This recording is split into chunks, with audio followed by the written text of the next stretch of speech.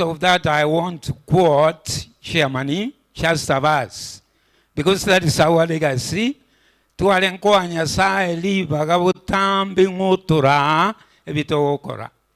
If you read from Proverbs 22 verse 4, it reads, humility and the fear of the Lord brings wealth, honor, and life. Ngane yine nene kumuiru komonene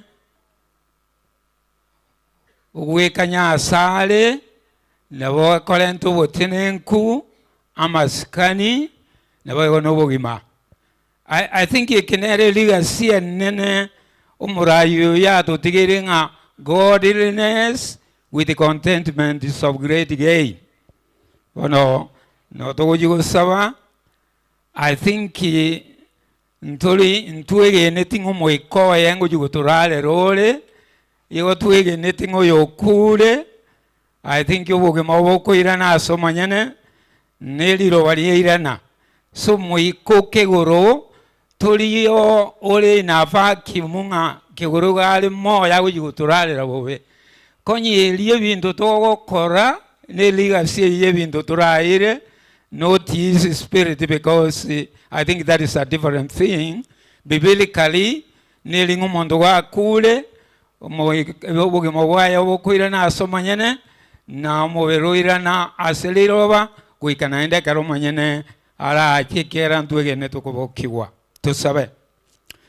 Oyo olinye sao ito, tigatokuira nelingambi clear, mobo mobo okurara nkuro amagwele litangani ikigera nabakuru kunga no kurara kera ntwege nete okuboke wonkuro bona kero toli moyo umugako yo totigire legacy konye kale moyo nyuma yogo yetase bintu byonse byobokoreri bwenseye nabayinyura nga obonyasaye nobokoreri bwobonyasaye nenganenene nakige kogera igara letubwate birengereriyo bunabona samagaje jikanisa atari make aroberetie ngajikanisa cyagacwe asabo sasimirwa nyasaye bono rero tura asoko bakirori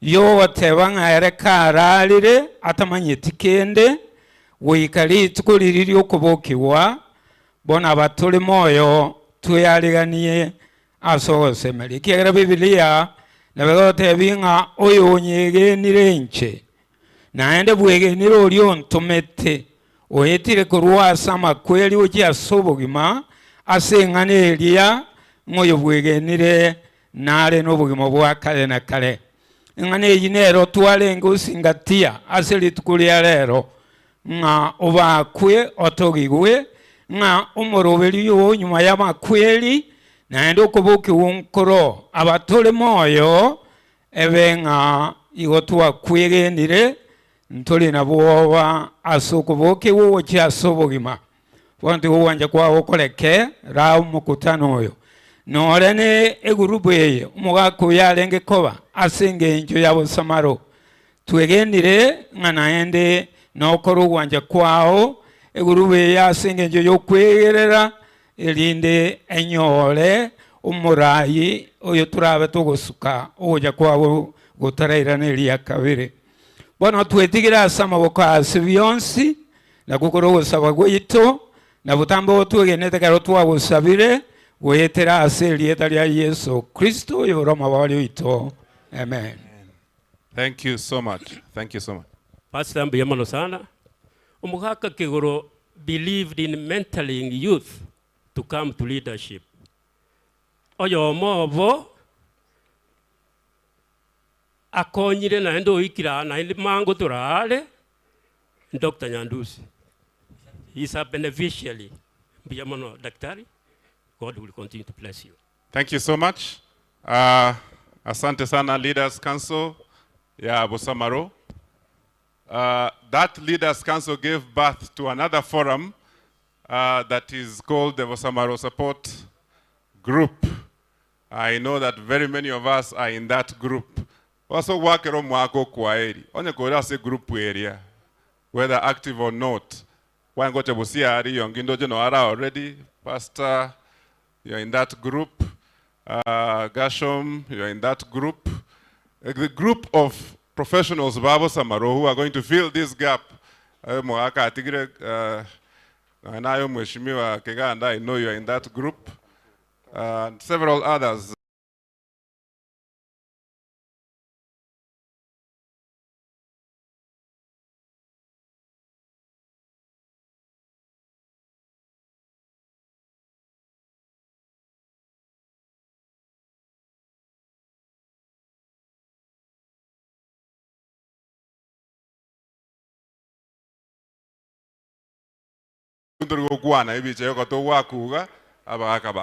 Thank you so much. So this is the new blood that those wazes are mentoring. Thank you so much. Okay. Madam Jane, Principal Tombe is also there. She has waved. Asante sana. Tunataka kuingia upande wa mwisho kwa this particular segment. But before we do that, Riyongi has some announcement. Asante sana mwelekezi wangu, Master of Ceremony. Tuko hapa na Gesiaga SDA Church Choir. Tuko hapa na Mission Brothers wale wa Nyaguta. Tuko hapa na Mheshimiwa Dennis Kebasu ambaye ni MCA wa Nyansiongo. Mheshimiwa Dickson Machungo ambaye ni mheshimiwa mteule. Tuko hapa na director wa zamani, Director Dennis Morara. Tuko hapa na waziri Alice Manoti, dada ambaye ametoka kule Nyangena akaingia Kitutu, lakini waziri wa serikali ya jimbo la Nyamira. Tuko hapa na mheshimiwa Samson Moindi, mheshimiwa Ayub Tumbo, aspiring MCA Nyansiongo, wakili Fred Orora, karibu sana wakili. Tuko hapa na clerk wa county assembly yetu, ndugu Daniel Orina. Tuko hapa na former nominated member of parliament, mheshimiwa George Omari Nyamweya, na vile vile dada wa nyumbani mheshimiwa Josephine Omanwa ambaye angekuwa na sisi hapa lakini amepata mgonjwa kwa ghafla, ameomba nafasi. Na MCA wa kwanza wa Bosamaro mheshimiwa Boniface Ombori Orina vile vile ameomba nafasi kwa kutofika, lakini amekuwa na familia muda huu wote. Tafadhali mwenyekiti, chukua usukani. Thank you so much. Vile vile kwa hii hafla kungekuwa na mwenzetu Shem Omari, engineer, wengi kutoka nyumbani tunamjua, lakini hivi leo na yeye ana harusi na ametuma risala zake kwa familia. As I request our apex leadership in Gusii, sio Nyamira pekee, Gusii yote, the Council of Elders from Gusii, as I request them to stand, ni watu wakubwa watakuja pole pole. I want to say that ikiwa, please you can come. Okay. Ikiwa umekaa kwa kiti ambacho kimeandikwa reserved na haukuelekezwa pale, and you are not a member of the family, if you are not ushered there and you are not a member of the family, kindly let us not ask you in another way to leave. Simama tu kwa hiari yako utoke ikiwa haukuelekezwa kule. Kuna wageni wengi wa mzee wako njiani, tafadhali. Council of Elders, thank you so much. Wataongozwa na mzee Matundura, of course. Asante sana. Naona vile wamekaa vizuri. Thank you. Thank you. Asante sana. Mbia mona se bali bato ireliwaga. Aya tora kuana araba menge sana, lakini tora ya kuana seke Gusii. Abaiga bale bosibweno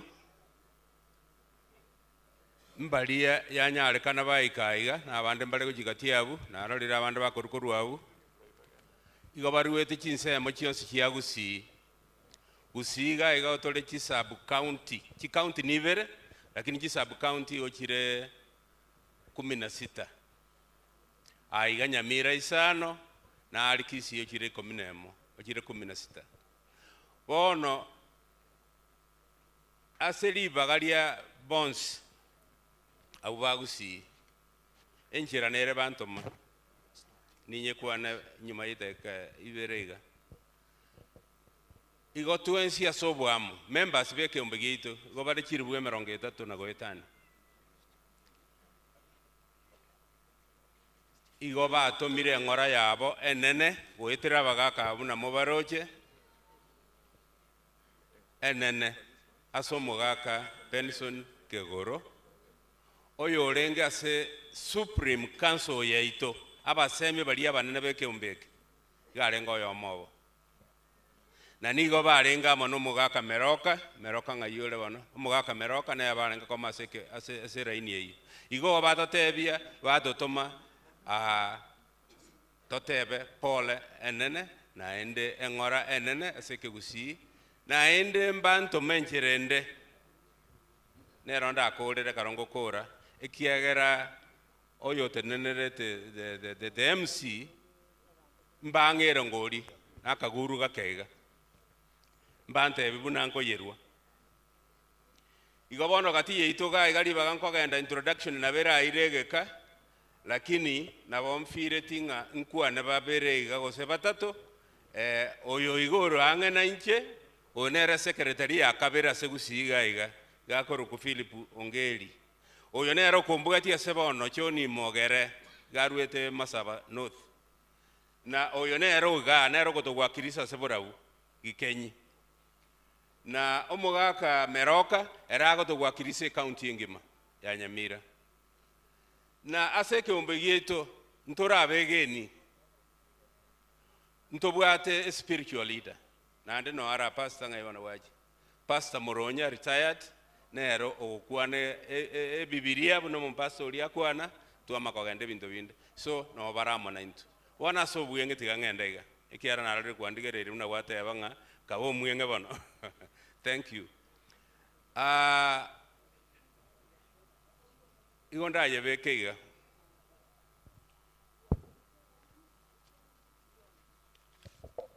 omugaka Kegoro no mosemi omonene bweke ombeke igarara no bosemi weito bonene igonda kwaneke gusiga keiga lakini kiaye esa Maria manganaye Kegoro totebiria mangana go jana yakwanda bono ngienda kwana kasa Maria gasinini na esa Maria ntangani nare gukwana ne nare ko batebi nga kariga tua otigara libainani iga akoreta bakekegera abwato buri muga settlement onya abongi buna arengeri siasa kanga abonge tiga abantu baye abana baye abachokoro baye mbanyora kenda muna kogare yigo chimoino eke gusikende kianya bamo nyama yachire lino na barumana na bararwane lakini igo baramo igera koba bwatokani noroje bintu mwakorera bosamaro kiango akene kienya bamo nabo kerego egento kende muntu monene ndiogo obosemi bwo muntu monene buna Kegoro obwarenge riogo asaba gusi igo muntu monene kagokwana moeri bagakwane nabo ranyore Nyasaye oiteira asare ekiende otabwati omwabo bwata moramu omo abarayaba onye tokobo yo mwaba bagusi lira libona nabo kobwato murawo mumo ekine Kegoro nabakiegene tego nga abantu bamino to bwatoka nande mwakeresira abantu bamino to bwato igana are ko tebya barayi baito bonsi asobwamo tigato bamo buna bagusi na ende tomanyane ngaye goro yo mwaba bagusi go gokobana na barabuo ekyo mwerio nonyo muntu omonene nyoro muntu ito omuya okule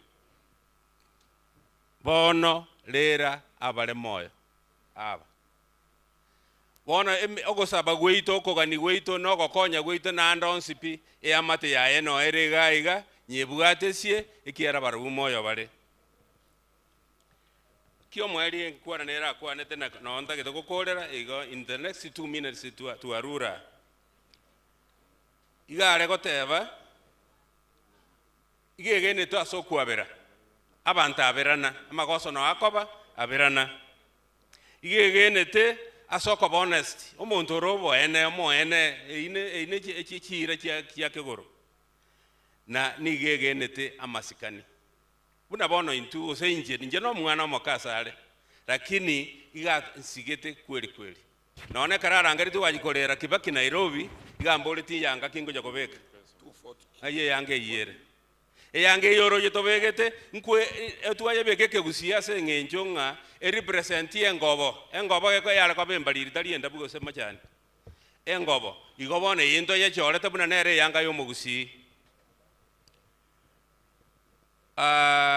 tiganko lerabu edingana ndira kwanete ande ndibekire naona seredi ngateli tenyoriri asoko bamo ndora nyorwa nabeko nyale kana tabamo bunegesaku bunabanta bamo nalitora gwenera asebise kubinde bya Kenya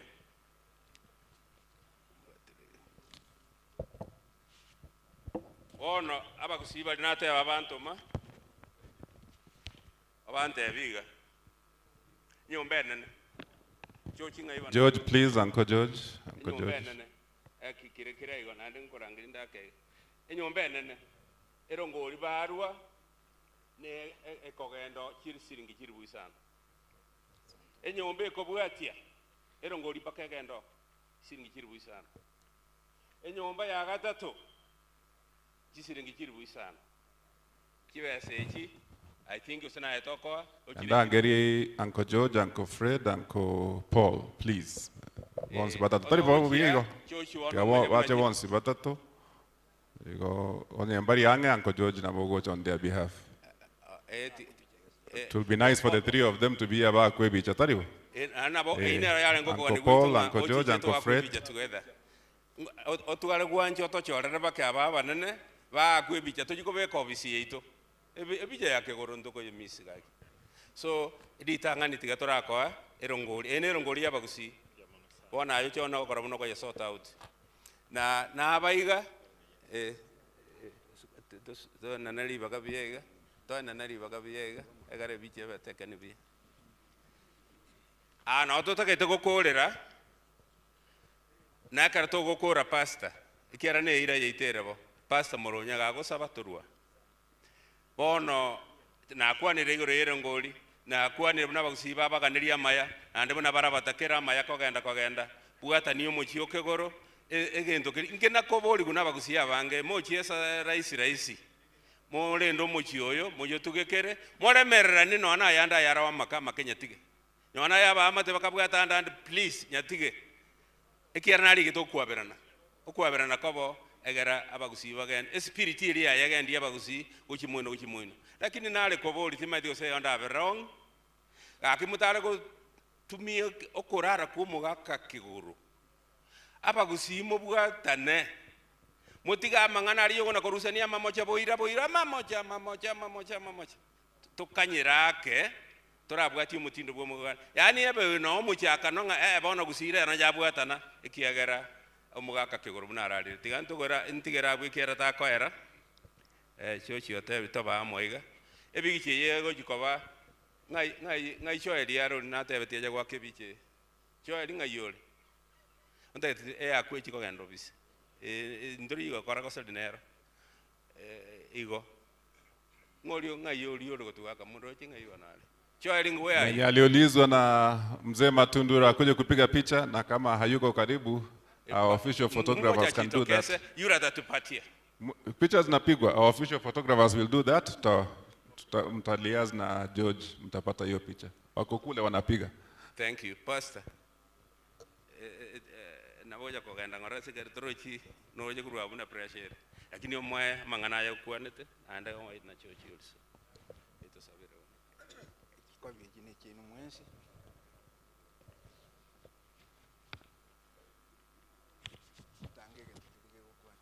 Koba kere awagusi omogusi inkiki atorogire tutana kobamo inkiki atorogire tubwate ngareka kulinde ngareka yagerete bokaya mbobe karamo ko igo moko libo yete ngigekogera ntukoira mange mwarorire abasamuro forums batoire leseni engiya buyamona sengenjo mutabagereria ekaratasi naro sibotuko igo naro sia ntigere eamateye iga kunete chinse mo chonsi kya gusi nonya nebete bonjari tinanye beko asengejo mwayirero tigankwana lingana lisini nimanya gusaba muna mwaigwa pastor india kwana eleseni iga gotebanga ekobolinga father tata ningo ase amate who is a father in the family mojo mosome kwana mangana yabere kigoro Benson Kegoro B igarenge brave mwanya kwani omo pastor lyo kwanaga nabanya kwana buya so he was a brave politician and a Christian and a counselor. So he was efficient teacher asabagusi. S igarenge sincere and supportive ayanara kwa nugaiga. So O he was objective. And he was nice to all people because everybody was important. Keguru. K igarenge keen and a kind-hearted. So he was equitable. Iganchete kiromondo. G he was gracious to everybody. Gusi and Kenya. O he was obligative person. R he was a role model asaba Gusi bonsi na Kenya. O he was obliging. Ayana rona na tigera mosoma yande. Hebu na tuombe. Baba yetu uliye mbinguni, tunakushukuru kwa sababu sherehe ya mtumishi wako inaonekana yenye utulivu sana. Asante kwa sababu umeruhusu haya yatendeke. Umemruhusu apumzike. Na tunaomba nasi tuwe wakalimu, tuwe waaminifu, tuwe watendaji, kwamba siku utakaporejea ufalme, siku ya kiyama, tukutane na mzee. Bariki familia yake, tunaitakia dakira heri. Hebu vijana wake wachukue mfano wake. Nyangerando tungi nemoli yayendo tungi. Onye tiba komogwa wabuchingina. Onye mba kugwa abangina bagwe engina koro yabo. Tunaamini umesikia maombi yetu, kwani tumeomba katika jina la Yesu aliye mwombezi wetu. Amen. Thank you. Asante sana Council of Elders. God bless you. Muendelee kuongoza jamii ya Omogusi. Asante sana. Wanapokaa gari KAQ 240Q KAQ 240Q. Tafadhali dereva uende pale penye gari lako, unatakikana kule kwa dharura. KAQ 240Q. Mission Brothers, tafadhali. Mission Brothers, nyinyi ni wakukimbia, nyinyi naweza kuambia mkimbie. Hii ni kwaya ya mzee. In all, I think they deserve the right to that name. Ni kwaya ya mzee. He's been with them through their journey. Mission Brothers, tafadhali. Mungekuwa mmefika hapa, nyinyi ni vijana. Wakizidi kujiandaa na kuingia jukwani, Mission Brothers, Girigiri Church Choir kutoka Bosamaro vile vile wamefika hapa. Former Chief Justice Okenye kutoka Bosamaro vile vile yuko na sisi hapa. Kuna zile viti ambazo zimeandikwa reserved. Tafadhali kwa mara ya mwisho tena tusije tukakuaibisha sasa. Kama umekalia kiti ambacho kimeandikwa reserved, tafadhali tuweze kuondoka. Tunatarajia wageni wengi sana hapa. Wageni ambao wanakuja kuomboleza na sisi kwa ajili ya kifo cha mzee Mheshimiwa Benson Kegoro. Tafadhali tuweze kufanya haraka.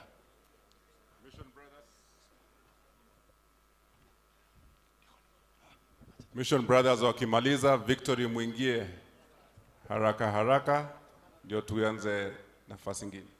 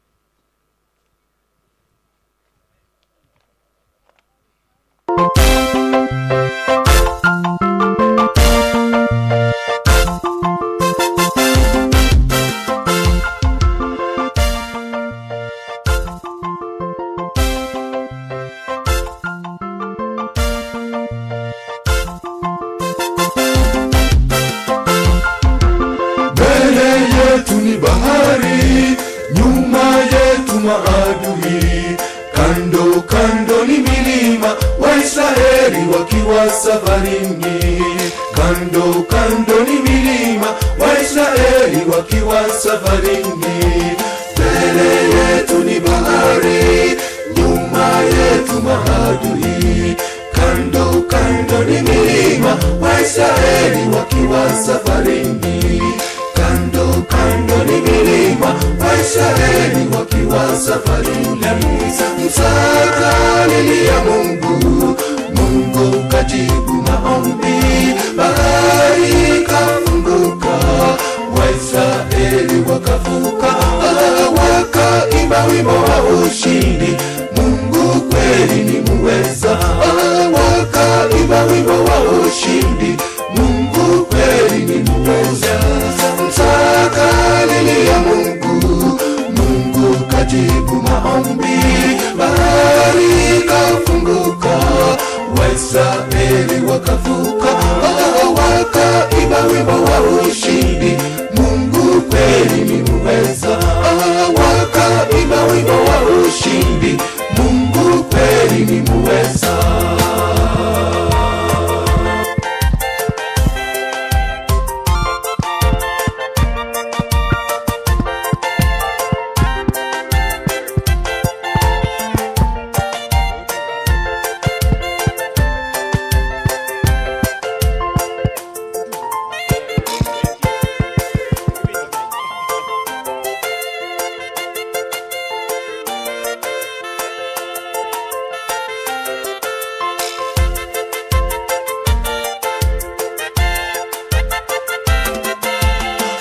Misri na farasi nyuma ya Waisraeli, katikati ya bahari liliangamia jeshi la Farao. Katikati ya bahari liliangamia jeshi la Farao. Misri na farasi nyuma ya Waisraeli, katikati ya bahari liliangamia jeshi la Farao. Katikati ya bahari liliangamia jeshi la Farao. Msaka lilia Mungu, Mungu kajibu maombi, bahari kafunguka, Waisraeli wakavuka, wakaimba wimbo wa ushindi. Mungu kweli ni muweza, wakaimba wimbo wa ushindi. Mungu kweli ni muweza. Msaka lilia Mungu, Mungu kajibu maombi, bahari kafunguka, Waisraeli wakavuka, wakaimba wimbo wa ushindi.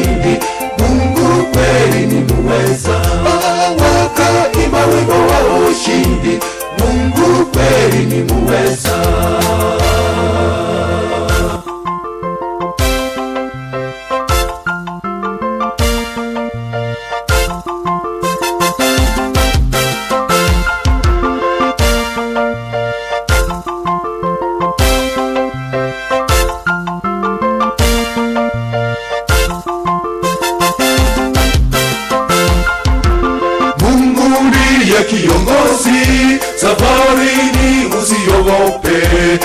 Ukikumbana na shida, yainue macho yako juu mbinguni. Ukikumbana na shida, yainue macho yako juu mbinguni. Mungu ndiye kiongozi, safarini usiogope. Ukikumbana na shida, yainue macho yako juu mbinguni. Ukikumbana na shida, yainue macho yako juu mbinguni. Yule Musa alilia Mungu, Mungu kajibu maombi, bahari ikafunguka, Waisraeli wakavuka, wakaimba wimbo wa ushindi. Mungu kweli ni muweza, wakaimba wimbo wa ushindi. Mungu kweli ni muweza. Musa alilia Mungu, Mungu kajibu maombi, bahari ikafunguka, Waisraeli wakavuka, wakaimba wimbo wa ushindi. Mungu kweli ni muweza, wakaimba wimbo wa ushindi. Mungu kweli ni muweza.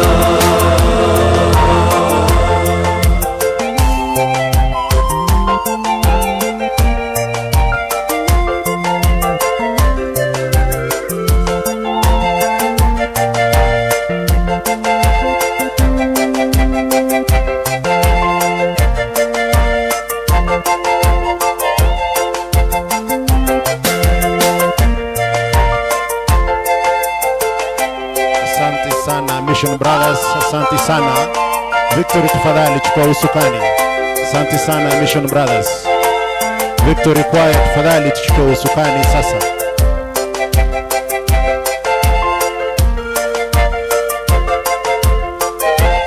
Mission Brothers, asante sana. Mungu kajibu maombi, bahari ikafunguka, Waisraeli wakavuka, wakaimba wimbo wa ushindi.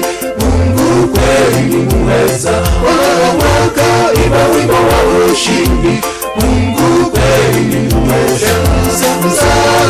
Alilia Mungu, Mungu kajibu maombi, bahari ikafunguka, Waisraeli wakavuka, wakaimba wimbo wa ushindi. Mungu kweli ni muweza, wakaimba wimbo wa ushindi. Sasa tunaweza kuchukua usukani. Aliyekuwa naibu gavana wa Kisii, Mheshimiwa Joash Maangi, karibu sana. Aliyekuwa Mheshimiwa naibu gavana wa jimbo la Kisii, karibu sana Mheshimiwa Joash Maangi, na Mheshimiwa Abaga Sagero, karibu sana kutoka South Mugrango. Victory Choir tafadhali sasa tunaweza kuchukua usukani kwa sasa.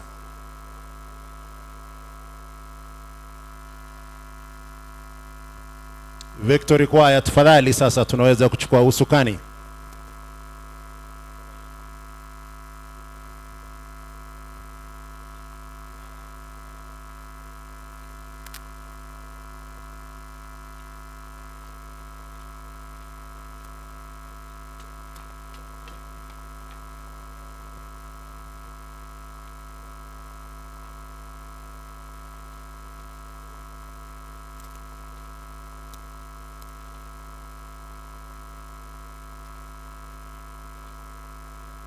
Kidogo kabla ya kwaya mwanze kuimba,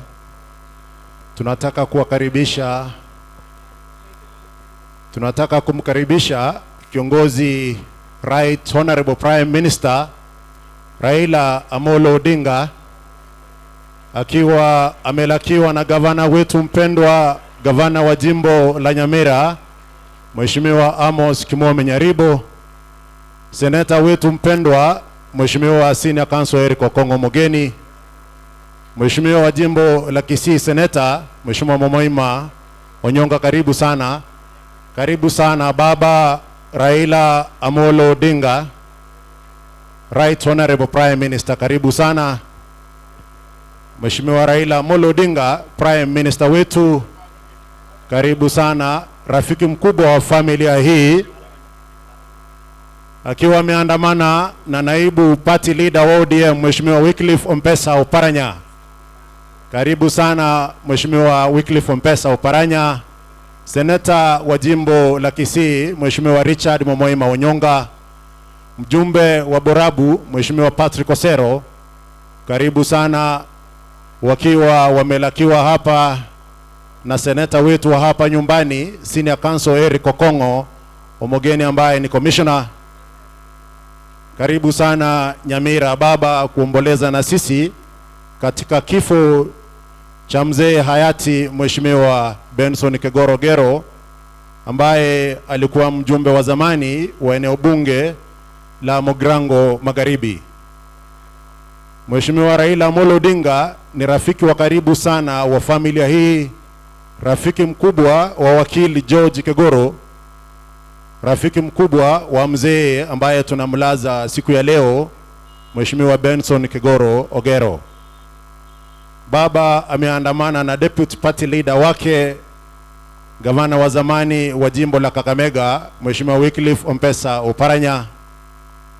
Wamelakiwa hapa nyumbani na seneta wetu mpendwa Senior Counsel Eric Okongo Omogeni. Karibu sana viongozi wetu wapendwa. Karibu sana baba, karibu sana Nyamira. Karibu katika uwanja huu wa Menyenya. Tayari kabisa kuomboleza na sisi kwa kifo cha mzee mwenda zake Mheshimiwa Benson Kegoro Ogero. Tafadhali sisi wote sasa tuweze kujipatia nafasi ya kuketi.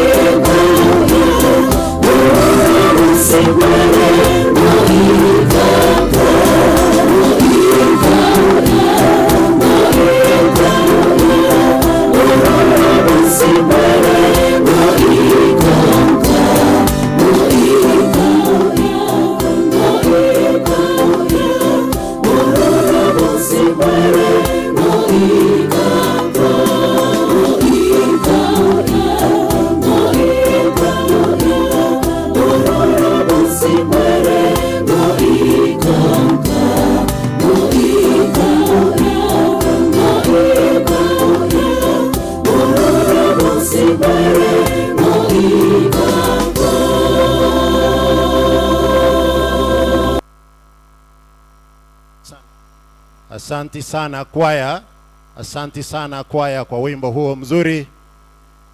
Baba Raila Amolo Odinga,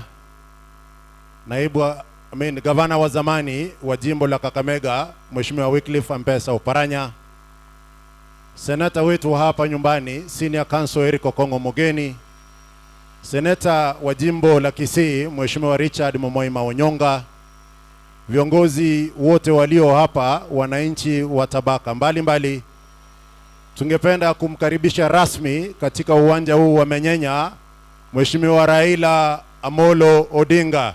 Ni wangapi pamoja na mimi tunakaribisha baba nyumbani? Wapi vigelegele na shangwe ya baba? Karibu sana baba nyumbani. Kufikia hapa sasa, mwenyekiti unaweza kuchukua usukani. Asante sana, asante sana. Tunazidi kukaribisha wageni wetu ambao wamefika, na tunawashukuru kwa kuja kuomboleza na familia ya mzee Kegoro. Wazee wa Borabu Council of Elders waliongea hapa, lakini kuna kitu kimoja walisahau. Tafadhali mwawie radhi, watangaze kitu kimoja tu ambacho walisahau.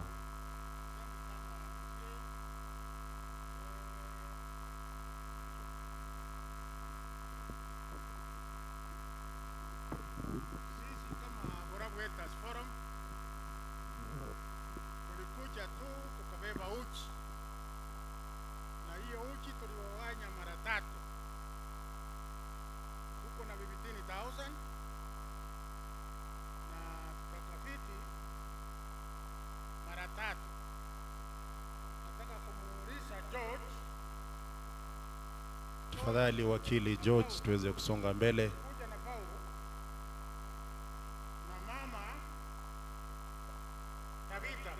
Mama Tabitha tafadhali tuweze kusonga. Badala ya mama, Uncle Fred unaweza kuja.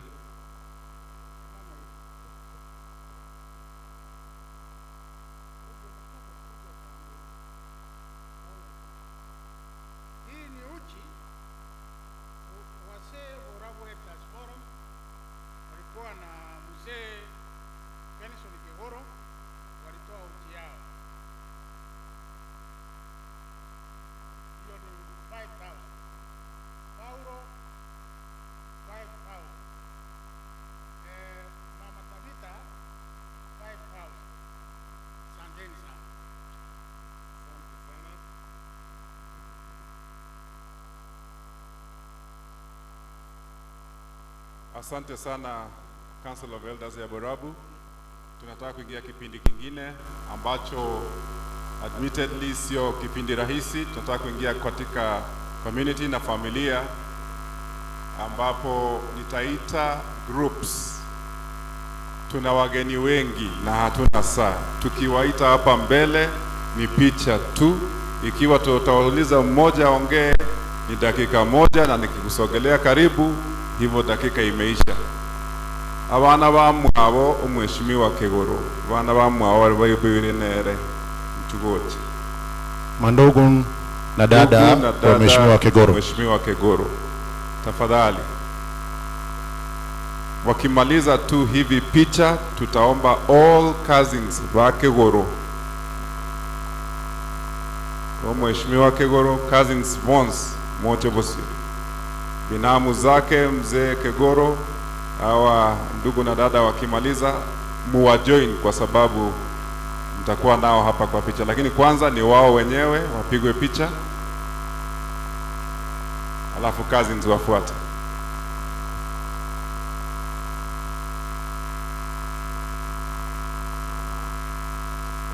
Watachukua picha peke yake kwa kumbukumbu za baadaye. Hawa ni mandugu na dada wa Mheshimiwa Kegoro. Mtatuonyesha ishara cameraman kama mmemaliza. Sasa tunataka kuenda haraka haraka. Bado wengine wanakuja. Ngoja kidogo. Kuna wengine wanakuja. These are brothers and sisters of our departed mzee. Asante sana. Naweza kuinusha mkono juu. Sajue teringe abantu wacha kuba amagombo biamono sana. Tulikuwa nao pale nyumbani na waliongea wengine. Asante sana. Asante. Sasa nataka cousins, cousins inongo tatire. Mogenda. Cousins bake goro. Cousins bake goro. Abana ba muramu abo gero. Abana ba muramu abo mongina kegoro. Cousins bake goro bonds. Onye baro join this group. Tufanye haraka tafadhali, ni madana wanta abakongumurake akintema gota chabwa. Hatuna wakati. Tumeshukuru Mungu ametupatia hali ya anga safi so far.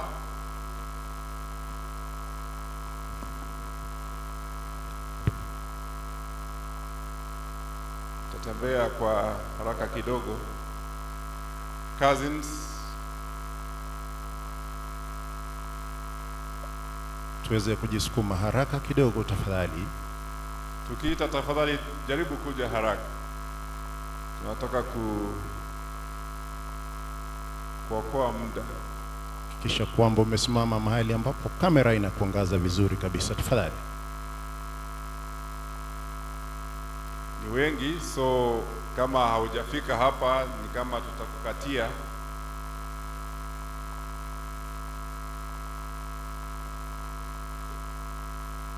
Tujipange vizuri, tusonge hivi. Tuweze kusonga nyuma kidogo tu kwa ajili ya kamera.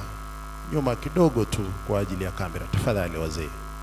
Songa nyuma kidogo tu ili sisi wote tuweze kutosha katika kamera hiyo na video tafadhali.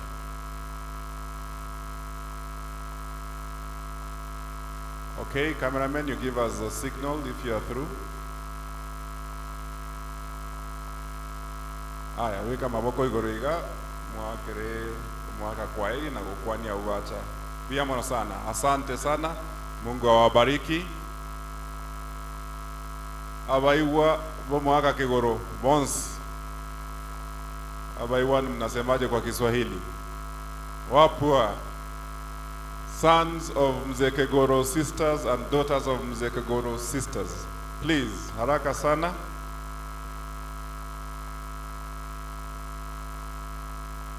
Naona pale baba anasalimiwa na mwekazina wake Mheshimiwa Timothy Bosire. All nephews and nieces, mko wapi? Hampo? Abayubo mwaka Kigoro ngaimore. Please come. Tuweze kufanya haraka kidogo tafadhali. Tuweze kufanya haraka kidogo, hatuna wakati. Wapo wote wa mzee Mheshimiwa Benson Kegoro. Onya gore kazi ni ya George. Korwa se chiati chia George chigatiete, ose Paul, ose Fred, unabua bayuwa. Karibu sana Mheshimiwa Rogers Muturi ambaye aliweza kuwania kiti cha ubunge cha West Mugirango.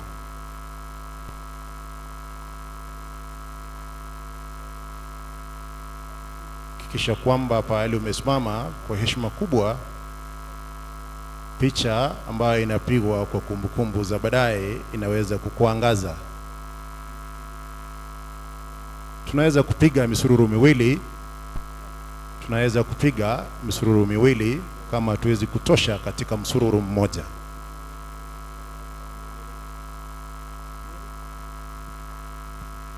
Wengine tunaweza kusonga mbele kidogo, wengine utarudi nyuma. Tafadhali. Ni wapo wa Mzee Kegoro, admittedly ni wengi, lakini wanakuja kumpungia anko yao kwa heri. Nadhani cameramen, they are all here. Please indicate once you finish. Karibu sana Mheshimiwa Gavana wa Jimbo la Nyamira, Mheshimiwa Amos Kimwome Nyaribo anajiunga na familia. Mheshimiwa Gavana wa Jimbo la Nyamira akiwa ameandamana na baraza lake la mawaziri. Karibu sana Your Excellency the Governor, the County Government of Nyamira. jisikia huko nyumbani kuja kuomboleza rafiki wa baba yako na vile vile rafiki yako mwenyewe, Mheshimiwa Mzee Benson Kegoro Ogero.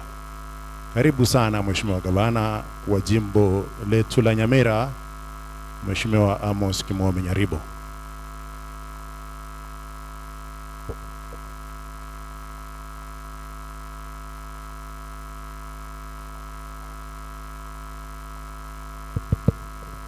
Asante sana. Those are cousins of Mzee Kegoro's children from where their aunts have gone.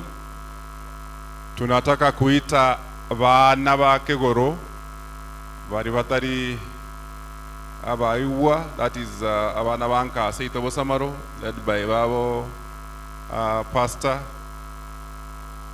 Please, very quickly, avana va Brahma Kegoro tari vavonate mchibona haraka sana. Tafadhali tuweze kufanya haraka. You are younger, so come quickly. Very quickly. Picha tu na kuwave.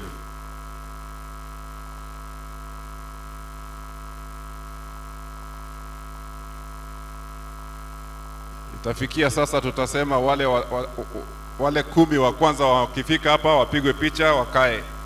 Watakuwa wamerepresent wengine ikiwa tutembei haraka. Tunataka tusipoteze muda.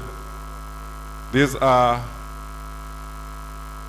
kwa Kiingereza wanaitwa nephews and nieces, lakini kwa Kikisii hawa ni sons and daughters of Kegoro. Ni watoto wa ndugu zake. Kisha kwamba umesimama mahali kamera inaweza kukuangaza, kwa sababu hii ni kumbukumbu ya baadaye ya familia na vile vile sisi wote tuliohudhuria hadhara hii ya sherehe ya mzee. Hawa wakimaliza abakoyo ya Kegoro, tafadhali mujiandae haraka sana. Chaka kwe rosary bagamunogo chagochebosio. All brothers and sisters in law wa mzee Kegoro, hawa wakimaliza mkuje, na hawa wakimaliza pastor tatupatia kwaya moja.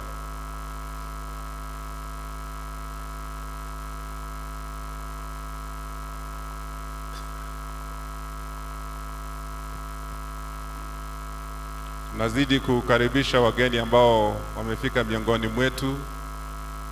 Kuna wale wametangazwa, kuna wengine ambao hamjatangazwa kutoka hapa mbele. Haimaanishi kwamba wewe sio mgeni wa tajriba kuu, lakini ni kwamba hatujakuona maybe, lakini jisikie umekaribishwa. Cameraman, are you okay? Please wave. Thank you so much. Abakoyo ya Kegoro, brothers and sisters in law of Mzee Benson Kegoro, tafadhali mngekuwa mmefika hapa. Brothers and sisters of Mzee Benson Kegoro. Kwa heshima kubwa tafadhali, kama umekalia kiti ambacho kimeandikwa reserved, kwa heshima kubwa, tuko na wageni wengi ambao wamekuja kuomboleza na sisi. Brothers-in-law, sisters-in-law wa Mzee Kegoro, the fathers and mothers of those wapo ambao walikuwa hapa na cousins, tafadhali mje.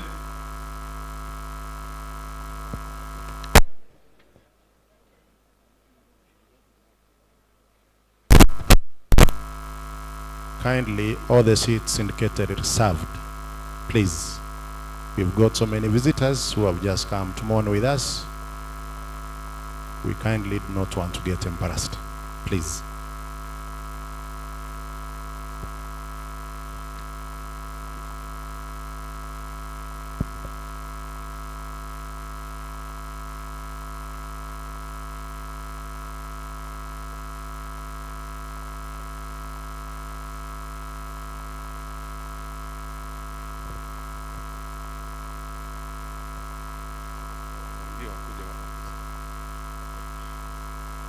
These are brothers and sisters-in-law of Mzee Kegoro.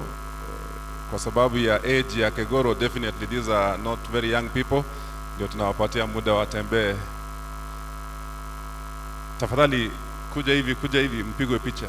Wengine wasimame kule.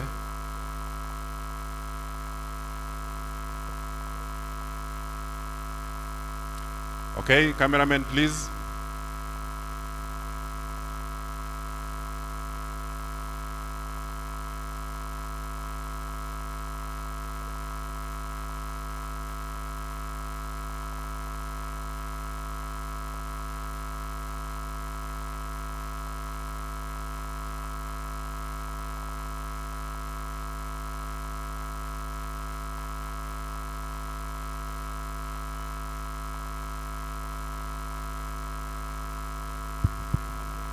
Karibu sana Mheshimiwa wa North Mogrango, Mheshimiwa Joash Nyamoko, mjumbe wa eneo bunge la West Mogrango, Mheshimiwa Steve Mogaka. Karibu sana viongozi wetu. Okay, asante. The brothers and sisters in law, tafadhali, asante sana. Mnaweza kaa. Najua kila mmoja wenu angetaka kusema kitu, lakini sasa hakuna wakati. Asante sana. Mnaweza kukaa. Our security people, we are praying that you make paths hapa ili watu waweze kupita tukiwaita. Okay. Kwaya ya Matongo SDA Church Choir, please mkue hapa. Matongo SDA Church Choir, ikiwa hampo tutaita kwa wengine. Matongo? Oh, nimeona wamesimama. Haya, njooni basi kwa upesi. Tunaendelea kuwashukuru kwa kufika katika hafla hii. Asante sana kwa kuja kumuomboleza mzee wa heshima, na mmekuja kwa heshima. Namuona mjumbe wangu Steve Mogaka amefika pia. Asante sana. Marafiki pia wa watoto wa George, watoto wa Kegoro kama kina George na Jane na wengine pia wamefika. Nimearifiwa Mheshimiwa former deputy governor wa Kisii hayuko hapa just because of that, but also because he is a great friend of George and actually a brother, having been the best man. Okay? Na ningependa anene neno moja tu kwa sababu anataka kuondoka as the choir comes. Kindly. Thank you. Thank you. Asante sana Bwana MC. The family of Mzee Benson Kegoro, mama na watoto, my friend, my best friend, George Kegoro and your siblings, the Right Honorable Your Excellency Raila Amolo Odinga, the Governor of Nyamira, my brother Nyaribo, the DPM, Mheshimiwa Oparanya, my brother Senator Okongo Omogeni, my brother Senator Onyonka, na viongozi wote wakiongozwa with the area member of parliament, my friend Patrick Osero. Kwa majina mimi naitwa Joash Maangi. I am a friend to this family. Okay, sorry, thank you. I'm a friend of this family. I first met Mzee Kegoro at the University of Nairobi when we joined the university with the church way back in 1988, and he had come to see George Kegoro at the university. That is the kind of parent he was. He will come to see his child at the university. We became friends, and he adopted me, or rather I adopted him as my father. He has guided us through. We became great friends with George. Later on, George became my best man when I was getting married. But unfortunately, when George was getting married, this beautiful wife, I was away, so I didn't enjoy the privilege of also being the best man to church. But George, thank you for being a very wonderful friend in my life. You have been very useful, and your family has been very close to me. Pole for losing a wonderful, wonderful father. Let me also speak on behalf of the classmates of George. I'm also speaking on behalf of the classmates of George, the class of 1991, law school, and we're quite a number. The class is led by none other than our Solicitor General, Shadrach Amose, who was supposed to be here this morning, but is traveling out of the country. And George, he told him to come and tell you, Paul Sana, you know he was with us in Nairobi, and he would have loved to be here, but he's away.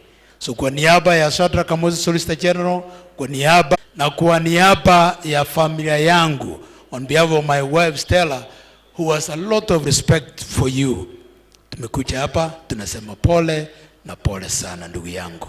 Asante sana na Mungu awabariki. Thank you. Thank you so much. Choir, please.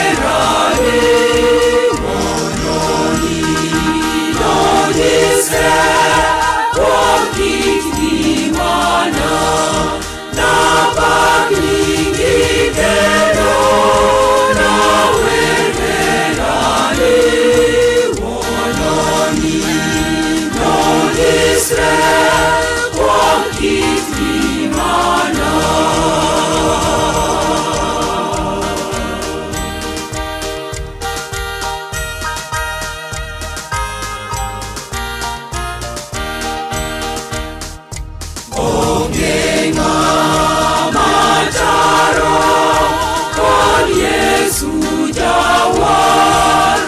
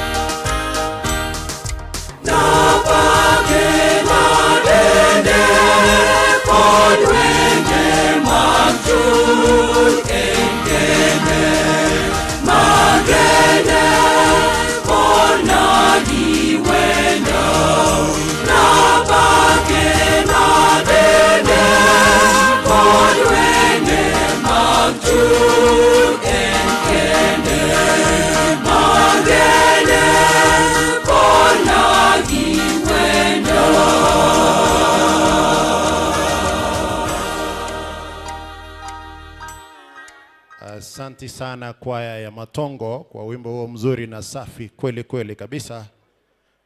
Tungependa kutambua uwepo hapa kwa waheshimiwa ambao wamekwisha jiunga na sisi.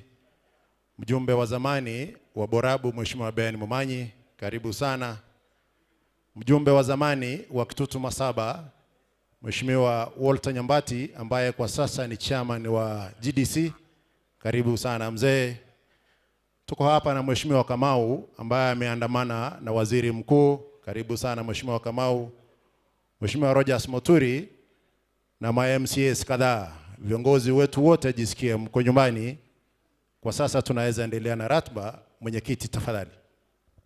Asante sana. Pia nataka kumtambua rafiki yangu na rafiki wa hii familia Mheshimiwa Sagero Abaga. I can see you there. Thank you so much.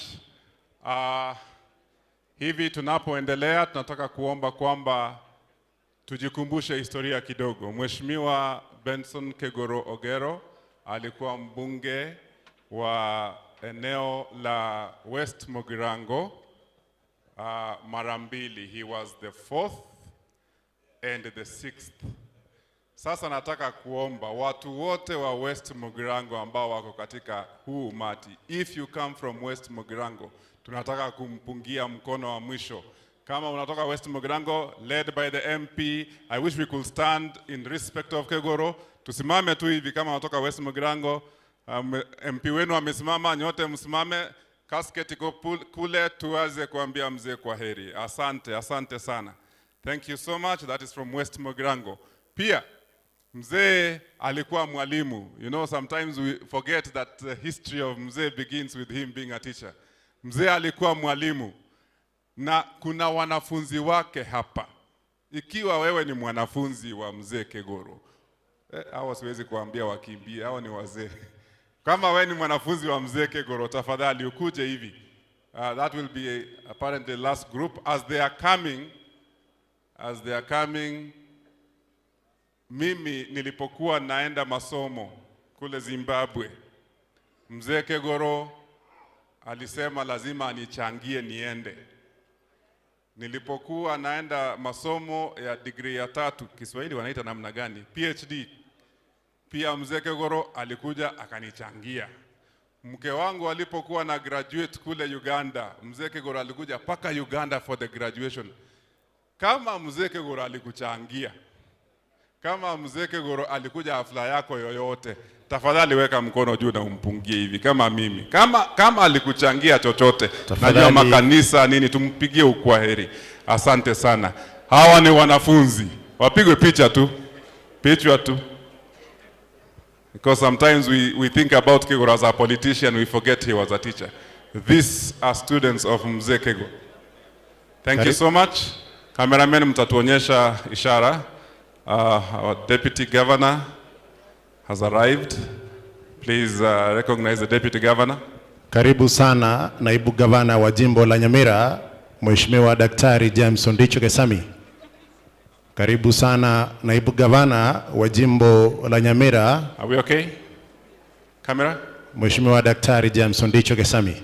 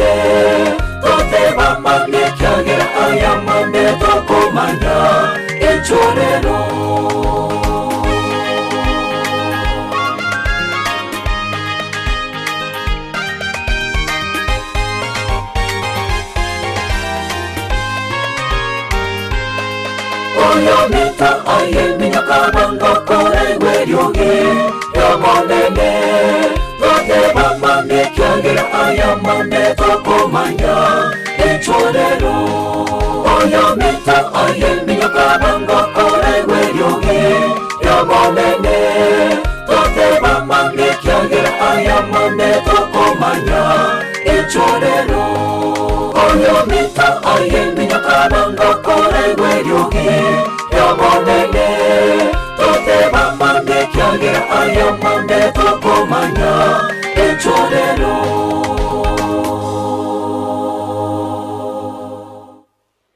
Asante sana wanakwaya. Thank you. Asante sana choir. We thank you and God bless you. The driver of KAH 481E. KAH 481E. Please nenda kwa gari, umeblock gari zingine. This mic is giving us feedback. Tafadhali DJ. There's a lot of feedback. Thank you. Asante MC. Asante sana kwaya na kwaya sote ambazo zinamboreza mtumishi wa Mungu ambaye amefanya kazi hadi kifo chake. Na wakati huu tunapofungua ukurasa wake, kila page, every page reads kindness, love, peace, and we are reading wonderful book as we started. Huyu mzee mheshimiwa ambaye amefanya kazi kubwa sana. Kwa hivyo kama Nyamira Conference, kwa niaba ya mwenyekiti ambaye ningependa kumwombea nafasi akiwa katika mkutano wa union sasa hivi, naomba niseme tu ya kwamba tumepoteza mshiriki ambaye alikuwa ni wa muhimu sana. Ningependa tu tuende haraka pasipo kupoteza wakati hata kidogo. Alikuwa ni rafiki wa wote. He was a Seventh-day Adventist Church member, lakini hata hivi alikuwa ni rafiki wa makanisa yote.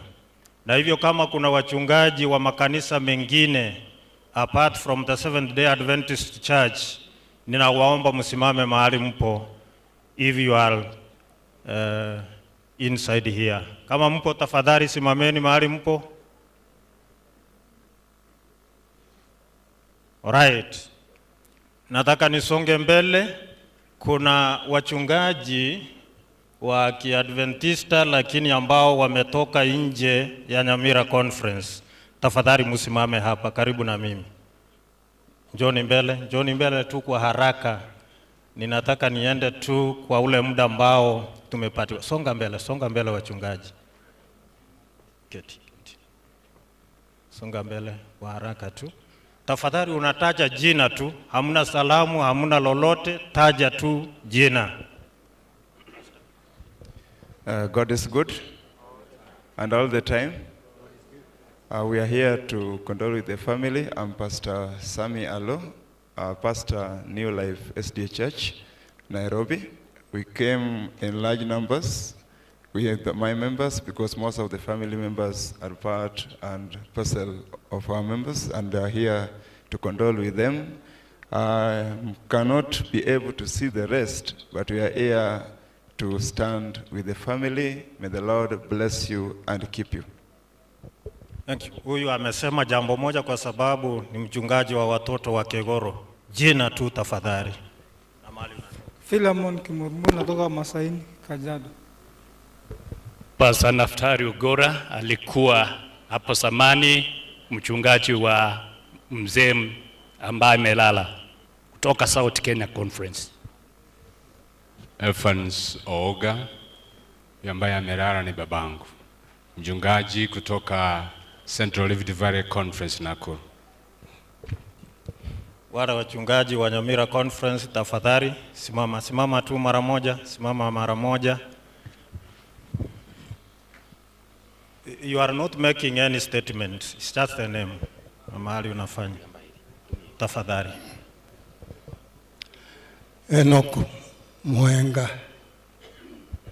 Ukioma James. Ni Pastor Kennedy Matureti anasimamia kitengo cha publishing. Pastor Stephen Maturi, wilaya ya Riensune inapakana na hapa Menyenya. Pastor Ucheng Evans, mtaa wa Mutagara kwake mzee kule nyumbani. Pastor Job Mongare, Personal Ministries Director Nyamira Conference. Pastor Isaac Nyaribo, pastor wa mzee ambaye amelala. Pastor Kennedy Rubansi kutoka Nyamira East. Pastor Enoch Oga ambaye amelala ni baba yangu. I did the first sermon in the morning. God bless you. Pastor Joshua Masaki, Kibiro High School. Kennedy Omanwa, mwinjilisti wa Matutu Station. Thank you so much. Our retirees, please. Our retirees, mara moja tu.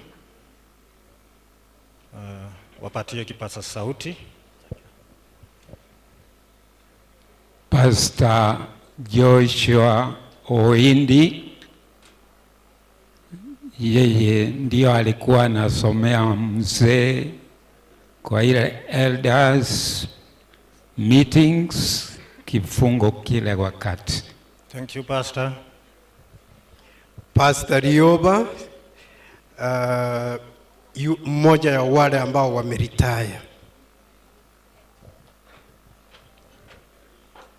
Pastor John Nyamwanda, senior kutoka Nyamira Conference. Mimi ndiye nilimbatiza Mheshimiwa Benson Kegoro. Mungu awabariki. Asanteni sana wachungaji. Kwa sasa inanibidi niseme tu ya kwamba mchungaji ambaye ataenda kunena pamoja nasi neno la Mungu ni Pastor Dr. Gerard Mochoge Nyarega. Atasimama, lakini kabla hajasimama ninataka nimuombe kiongozi kutoka union yetu, East Kenya Union Conference, Pastor Nyakego, asimame atusalimie. Baadaye ataomba na mchungaji atasimama. Karibu Pastor.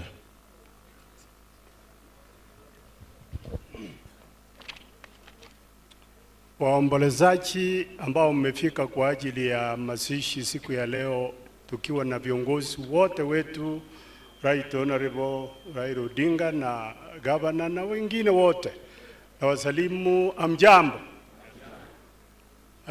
Nataka kusema ya kwamba Mungu ni mwema, ametufikisha wakati huu.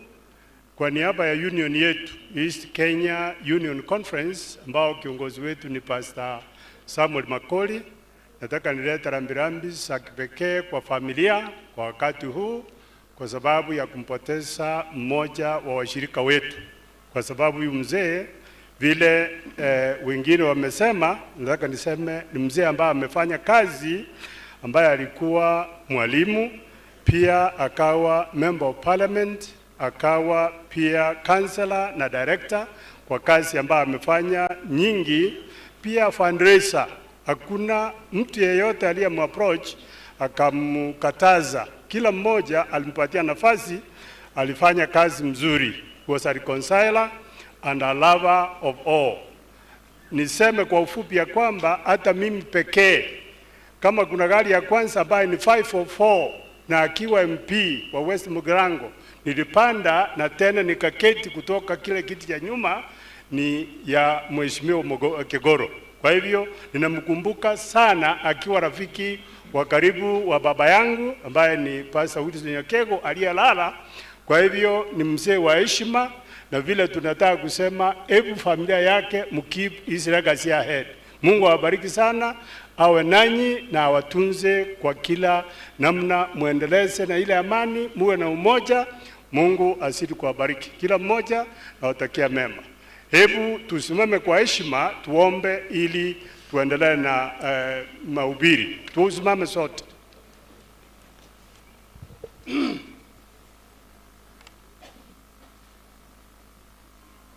Baba, katika jina la Yesu, tuacha mbele zako tena hadhuhuri ya leo tukiwa na wingi wa shukrani.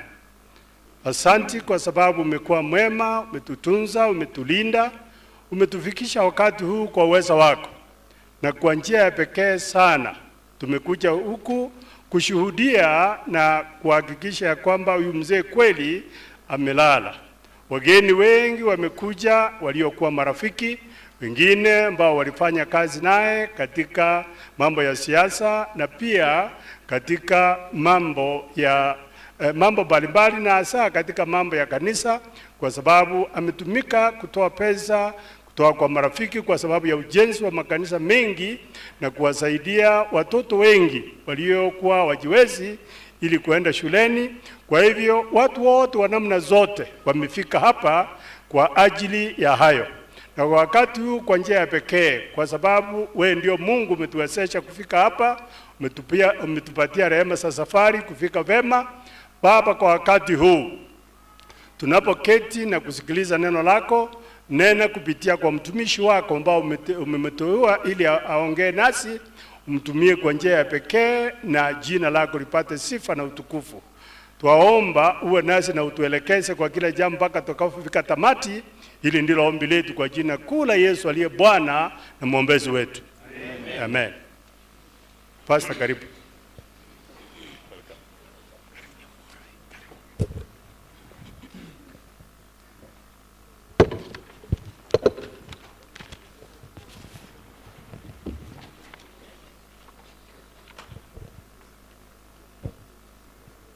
Wachungaji wenzangu mlioko hapa,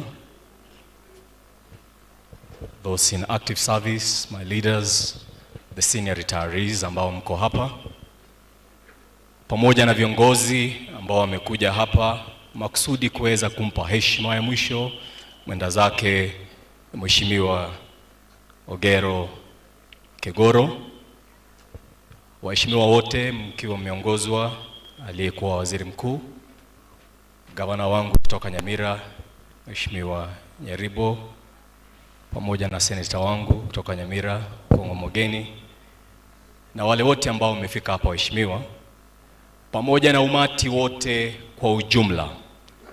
Bwana Yesu asifiwe. Bwana Yesu asifiwe. The Lord is good and all the time. Do you believe that the Lord is good and that is his nature? Do you so believe? Turn to your neighbor and wish them well. Please, wish them well. Hata wengine mmekasirikiana naomba tafadhali mutoe hiyo hasira. If you are looking at this program here today, Mzee Ogero alipolala alilala katika kupumzika, and you can all see all smiles. If there is any legacy we want to leave here today, is the legacy that Mzee impacted not only in this Gusii land, lakini legacy yake iliguza jamii yote ya Wakenya na hata nje. Bwana Yesu asifiwe. Asante sana. Ninashukuru kwa sababu ya kuwa kwenu hapa, na ningelipenda niwakumbushe kwamba when we gather like this in such functions, wakati tunakutana katika mhadhara kama huu, let us always remind ourselves, tujikumbushe ya kwamba when we gather like this, our very prime duty, kiini chetu cha maana kuwa hapa, it is to comfort this family. Is anybody hearing what I'm saying? Kiini chetu cha maana sana kuwa hapa ni kuwafariji familia hii. Na ndio kwa sababu hiyo wachungaji hawa wakubwa kwa wadogo tulioko hapa na nyote mliokuja hapa, kusudi letu kubwa ni kufariji familia hii. Jambo la pili la kuja katika sherehe kama hii ni sisi kujikumbusha ya kwamba waliolala wako njiani na sisi tutawafuata ikiwa Kristo harudishi ufalme wake hivi karibuni. Let us always remind ourselves, tujikumbushe ya kwamba nasi tu safarini. Na jambo la tatu ni kujikumbusha ya kwamba even though we lay our loved ones to rest, ingawaje tunawapumzisha wenzetu katika kaburi, there is a time, one who is the conqueror of death, Christ himself, shall come with the myriads of angels, and he shall burst forth the fetters of the tomb, and he shall call forth those that have gone to the grave, and he shall say, awake, awake, ye that sleep in the dust, now not unto damnation, but unto life everlasting. Somebody say amen. And so when our loved ones die, na ningelipenda niwakumbushe, tafadhali Mzee Ogero Kegoro aliamini katika faith of the Adventist Church, and we believe Like it is said in the scriptures, when anyone dies, his soul returns to the Lord. Praise be to God. But this body remains on the ground until Jesus comes again. Kuna wengi ambao wanafikiria ya kwamba sasa mzee Ogero yuko pale juu dancing with the angels. That is not biblical. We shall lay the remains of mzee on the ground until Jesus comes. For if anyone goes to dance with the angels, then it defeats the logic as to why Jesus should come the second time. Tuko pamoja wenzangu? Mtolea mabaminto. Na kwa sababu hiyo ni kujikumbusha ya kwamba our loved ones don't remain in the grave forever. For them it is a sleep. For them, I have preached it in some place. Nimehubiri pahali pengine na nimesema hivi, the grave for the saints is God's changing room for them. Naomba nirudie, kaburi kwa watakatifu ni pahali pao pa kubadilisha nguo ama miili yao. Kwa sababu wako pale kwa muda mfupi, wameingia ikiwa wamechakaa, wameingia wakiwa wazee, wameingia macho hayafanyi kazi, wameingia wakiwa na shida hapa na pale. But when they come forth from the grave, they come forth in a different body, immortal, beautiful, and everlasting to live with the Lord forevermore. Somebody say amen. And that is the hope that we have today. Wakati wale waliokuwa walifundishwa na mzee Kegoro walisimama hapa, karibu kidogo nisimame pale kwa niaba ya baba yangu, because my father, mzee aliyelala, alifunzwa na mzee Ogero Kegoro pale Motagara. I come from West Mogerango, Bosamaro, at Mosobet to be precise. Na baba yangu mzee Nyarega alifunzwa na mwenda zake mzee Ogero Kegoro. Lakini ninashukuru kwa sababu aliyekuja akasimama pamoja na wenzake hapa, Martha Onsomu, aliniakilisha kwa njia hiyo kwa sababu ni dada ya baba yangu, na nashukuru sana kwa kuwa kwako hapa. Mungu akubariki. Bila kupoteza wakati, naomba tena niombe, makusudi nisome fungu kwa kifupi, kisha tuweze kuombea familia hii na tuendelee na mipango ambayo imeandaliwa. Na kwa sababu ya jinsi ambavyo naona salamu zinaendelea, kwa wale ambao mko na programu hii, naomba tuimba wimbo huo kwa lugha hiyo ya mbinguni, 153. Bogimo buyo bwenge bunari tori kogwa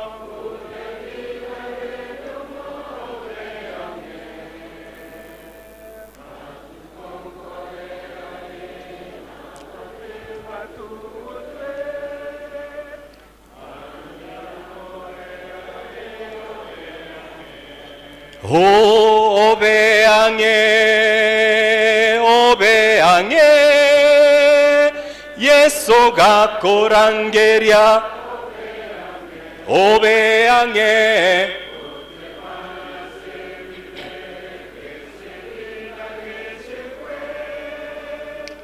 virero bya ombosa obeange kebungo kemoerio aye omonya vive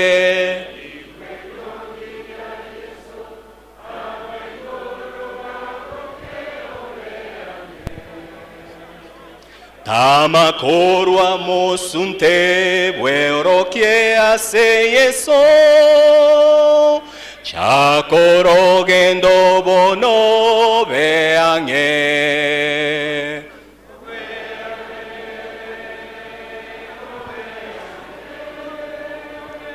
Yeso gakorangeria obeange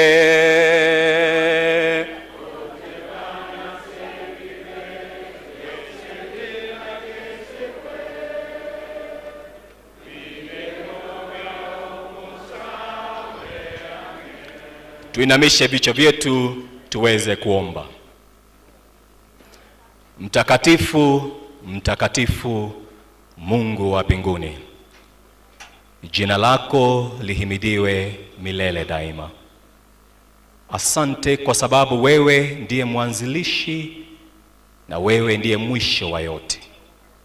Asante kwa maisha uliotupa ya mwenda zake Mheshimiwa Ogero Kegoro. Jina lako lihimidiwe. Leo hii umati huu umeketi kwa jinsi hii kumpa yeye heshima zake za mwisho. Sana na zaidi tumekutana makusudi tuweze kufariji familia hii. Tunaomba uwepo wako katikati yetu na uwepo wa Roho Mtakatifu, ili Kristo maneno utakayoyataja kupitia kwa kiumbe hiki kidhaifu, wewe upate kuinuliwa, sisi sote tusonge karibu nawe. Yote yakubalike kwako kupitia kwa nguvu za Roho Mtakatifu ambaye amekuja kwetu kama mfariji wa pekee. Hili ndilo ombi letu katika jina la Yesu aliye Bwana na Mwokozi wetu, na kila mmoja aseme amina. Amen. This man that has slept is a great man. Mwenda zake ambaye amelala ni mzee ambaye ni wa maana sana, si tu katika sehemu hii yetu ya Kisii bali hata na Kenya kwa ujumla. Kwa yale ambaye ameyafanya, it has impacted society socially, academically and also spiritually. Wachungaji wenzangu ambao wametangulia, Pastor Oga na wenzangu, wamezungumza jinsi ambavyo amesaidia jamii kwa njia nyingi, na wale ambao mnasoma program hii, it doesn't show fully the life that mzee lived, but this is just but a snapshot of what mzee and his legacy was socially katika jamii. Na mmesikia jinsi ambavyo wengine walisema ukiwa ulichangiwa inua mkono, na wengi waliinua mkono. Academically he impacted the society. Aliweza kuguza wengi kwa kuweza kuwachukua shuleni kuwafunza, na si katika academics za dunia tu, hata na wachungaji. Na wenzangu wako hapa na wanaweza sema hivyo. But most importantly, I thank God because he also impacted society spiritually. Yaani katika maneno ya kiroho, si katika kujenga kanisa, si katika kusaidia watu wa Mungu kanisani, makwaya katika kwenda kufanya recording na chochote kile.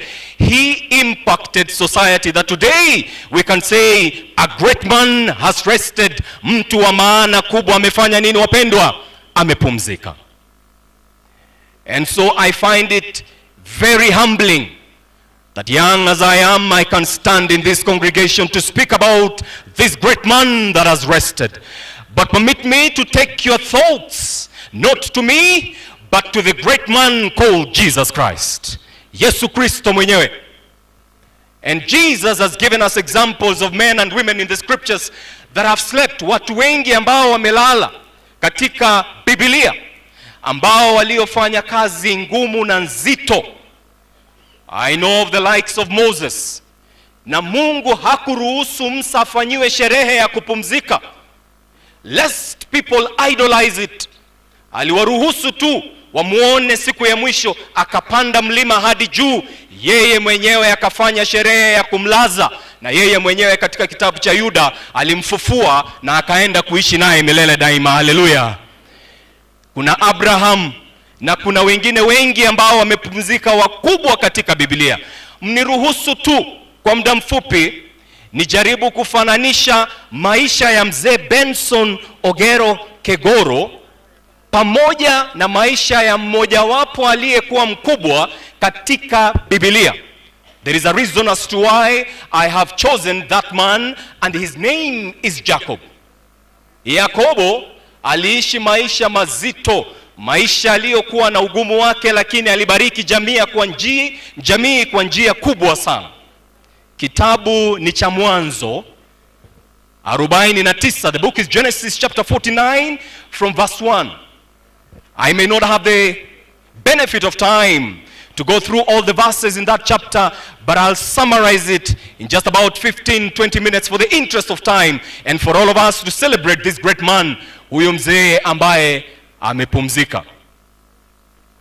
You see, the book of Genesis 49, kitabu cha Mwanzo, kitabu kikiomo cha Agano, 49 kinatupa mzee Yakobo. Wapendwa, mzee Yakobo alikuwa na watoto wangapi vijana? Wachungaji wamejibu kwa haraka. Naomba umati uniambie mzee Yakobo alikuwa na watoto wangapi? 10 na wangapi? Mzee Ogero alikuwa na watoto wangapi? Hamjasoma, mmekuja kuangalia nani hapa leo ikiwa si historia ya mzee. Wachungaji alikuwa na watoto wangapi? 12. Anafananishwa na Yakobo ndio au la? Karibu kidogo niulize, Yakobo alikuwa na wanawake wangapi? Msicheke tafadhali. Alikuwa na wanawake wangapi wachungaji? Haya, 4. Mzee wetu ambaye amepumzika amekuwa na wanawake wangapi?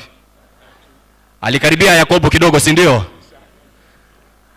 Na sivyo tu, mzee Yakobo alikuwa na wajukuu na vitukuu kadhaa.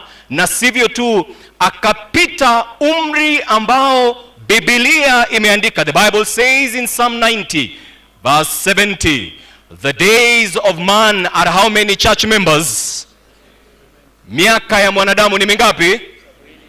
And perchance he is given grace to extend up to 80 and even beyond to 90. Mzee amefikia 90. It is God's abundant grace. Somebody say amen.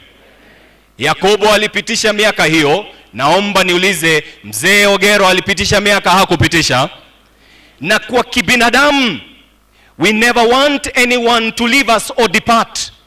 But I want to thank God, when we prayed with my sister Trofena and when we prayed with my brother George, in acceptance of God's will, they said they thank God for the life God gave their father to live with them. Somebody say amen.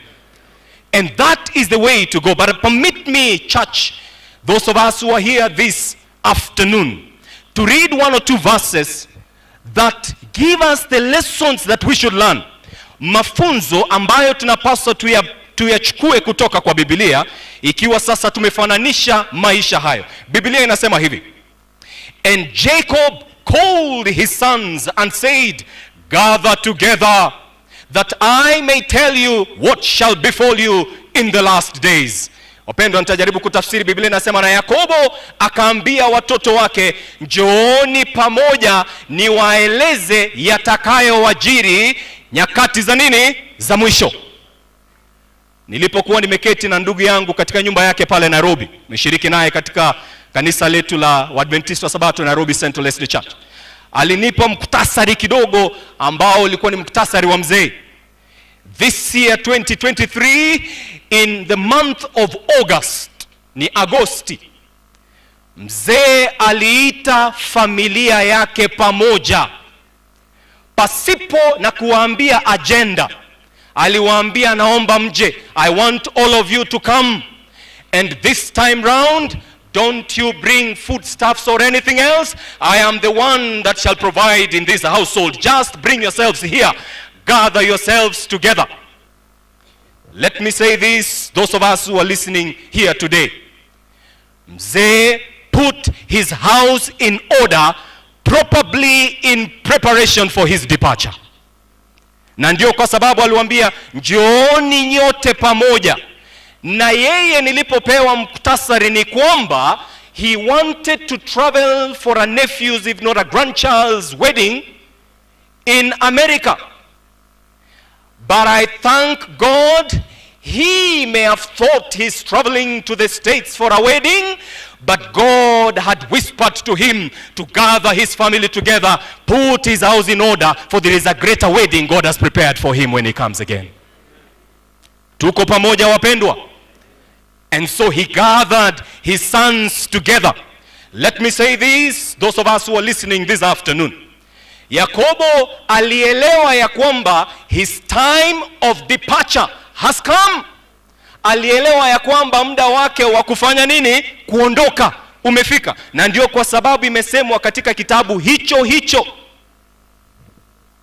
that I will be rested. Verse 29, then he charged them and said, I am to be gathered to my people, bury me with my fathers in the cave that is in the field of Ephron and into the Hittites. And so jambo la kwanza, why he's gathering his sons together, kwa nini anaweka watoto wake wote pamoja? It is because he understood that his time of departure has done what? Come. Let me make it clear here. Those of us who are seated and listening to this voice, you're not just listening to me, you're listening to the voice of God. There is a time and season for everything. There is a time to be born and there is a time for death. There is a time for joy, there is a time for mourning. There is a time for politics, there is a time for church. There is a time and season for everything. Everything that has a beginning, has a what, church members? Has an end. There is departure time and has an end. There is departure time. And let everyone that is listening to this voice, wowote ambaye anayesikia sauti hii, onye gontegererete, don't you ever leave. Like for you, you will live forever. And to each one of us seated here, there is a time for departure. Please stand to your neighbor and tell them there is a time for departure. Okay, bari motate ba igo abungu mamenyete bo iri. Oko nambari bagucha komenye miaka yonsi. There is a time for what? Departure. Na kila mmoja wetu ataondoka.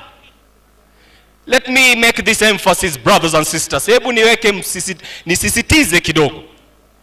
There are people that are amassing wealth today as if they will live forever. Take note, your wealth shall remain upon this earth and we shall be there to eat it, and others you shall depart. Ama mjanisikia lakini? Naomba nirudie. There are people that are living in this world amassing for themselves. The only person history has told us that was taken to the grave, yeyote yule ambaye ninayemwelewa aliyechukuliwa kwa kaburi na mali yake, ni moja. Katika historia, we call him the emperor, the pharaoh of Egypt. Yeye alipokuwa anazikwa, those pyramids that you see, they took his body into the pyramids na mali yake yote, wanawake wake wote, the servants, all of them, and they buried him with all his wealth. Let me say it here today, there is a time of departure. Whatever things that we are carrying today, remind yourself that I shall depart and leave these things on this face of the earth. Na kama kuna kitu ambacho tutachukua to the next world, may I say this today, it is nothing bali umbo la Yesu Kristo ambaye huyu mzee alimkubali. Hallelujah. You know, for those of us who say, when the hinges of the doors of heaven shall be opened, and Christ shall be ushering many to eternity, he shall stand by the door, atasimama kwenye mlango, and the only thing he will need is not what you did on that other side of the world. He will look at everyone and say, if you look like me, enter thou into the joy of the Lord. Somebody say amen. Ikiwa unanifanana. Na kuna wengi ambao hapa hatujakiri kumfanana huyo Yesu. So there is a time for departure, brothers and sisters. There are some that are fighting families and killing the unity of families as if they shall never depart. Remind yourself that there is a time of departure.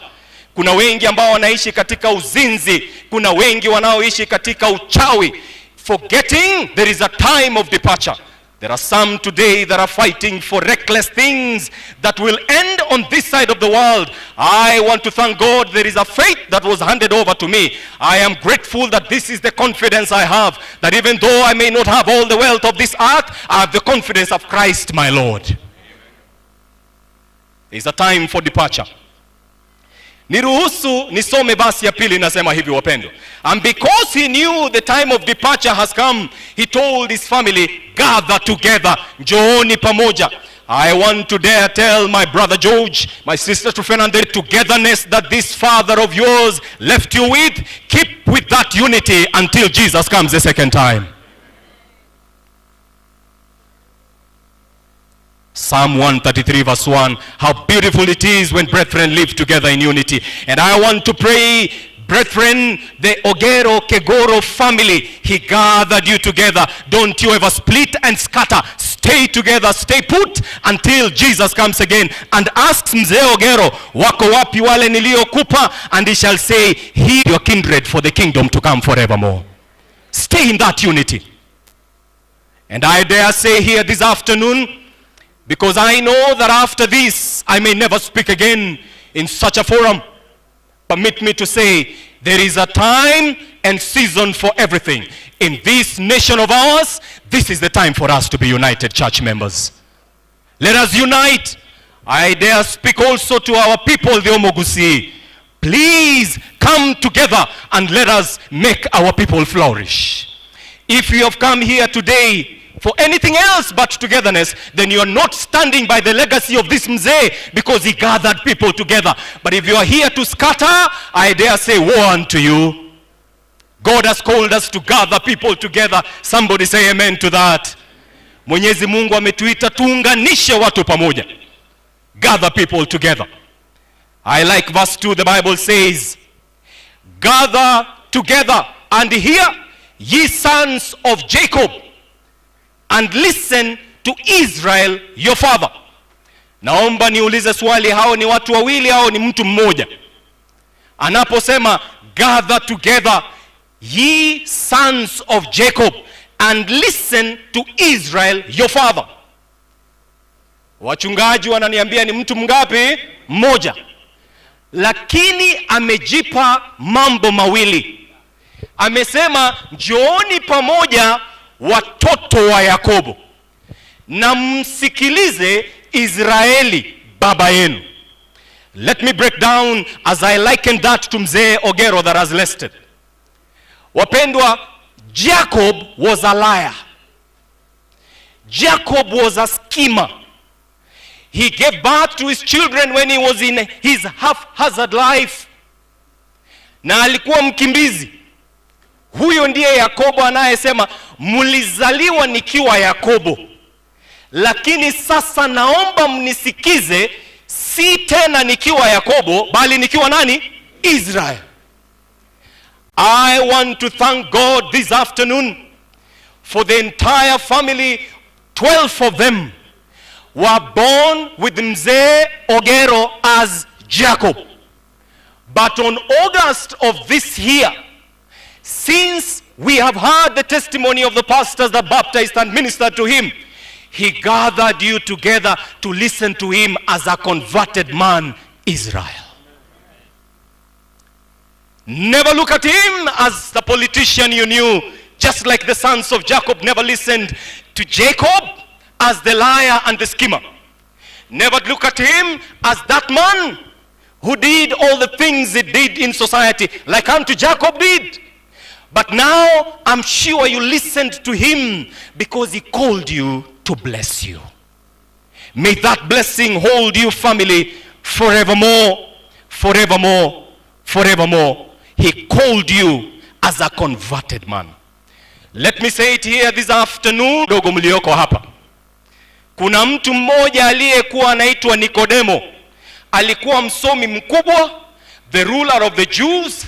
Alikuwa katika kikao cha Wasanhedrin, alifanya vitu vikubwa, lakini alipokutana na Kristo alimuuliza jambo moja, na Kristo akamwambia hautaurithi ufalme ikiwa haujazaliwa nini? Upya.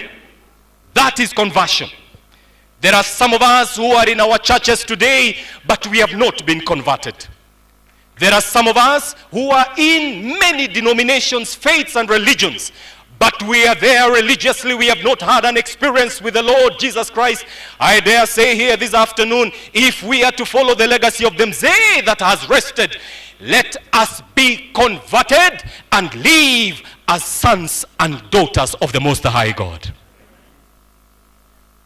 Wapendwa, I'm saying that, and allow me not to use the example of the leaders that are here, but allow me to use those whom I can actually relate with, and that is the choir here. Choirs, they come up front and they stand to sing.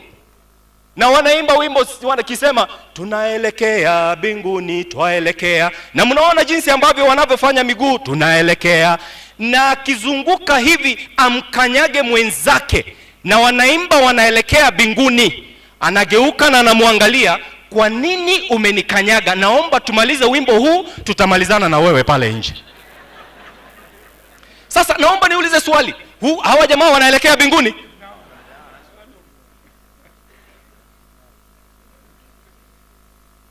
I thank God because he is saying, Listen, come, gather together, you sons of Jacob, but listen to Israel. That is a man that is converted. I dare say to every one of us here this afternoon, don't you dare claim where you have been in whichever religion. Don't you ever claim anything, but claim this one thing: I have known my Lord Jesus Christ and is my Lord forevermore. And with that, you have your assurance of heaven. Jambo la mwisho, the second last thing that I want to mention is, he calls his sons and blesses each one of them. Igarangeretia abana baye na akabaseseni bonsi oyo maso yonde, oyo maso yonde, oyo maso yonde, oyo maso yonde.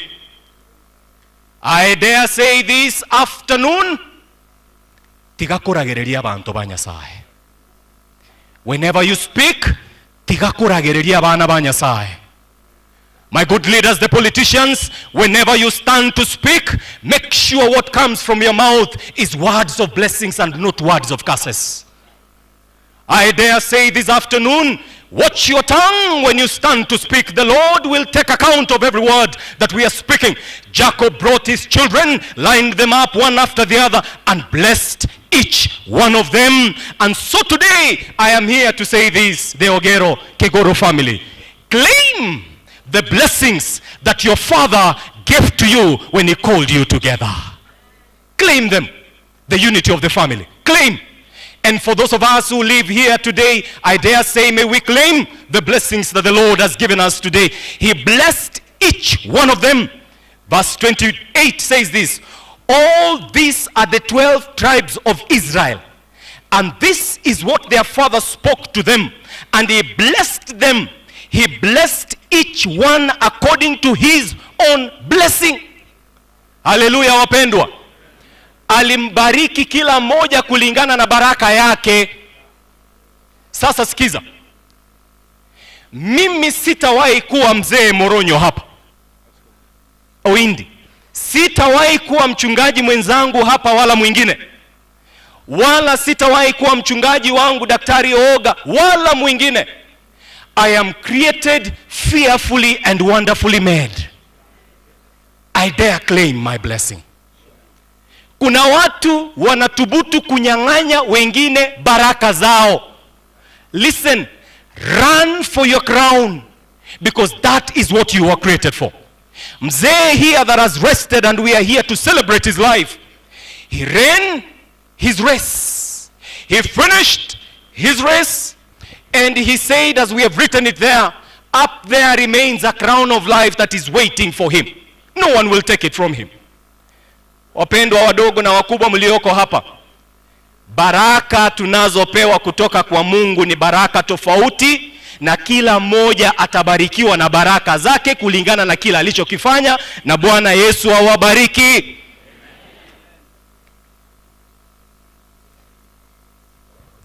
I love the last bit as I conclude. After blessing each one of them, verse 33 says this, and that is the last verse. Hicho ndicho kifungu cha mwisho katika Biblia pale Genesis 49. And when Jacob had finished commanding his sons. Sasa naomba niseme hivi. Jina lililotumika hapa is commanding. And not anything else, but doing what? Commanding.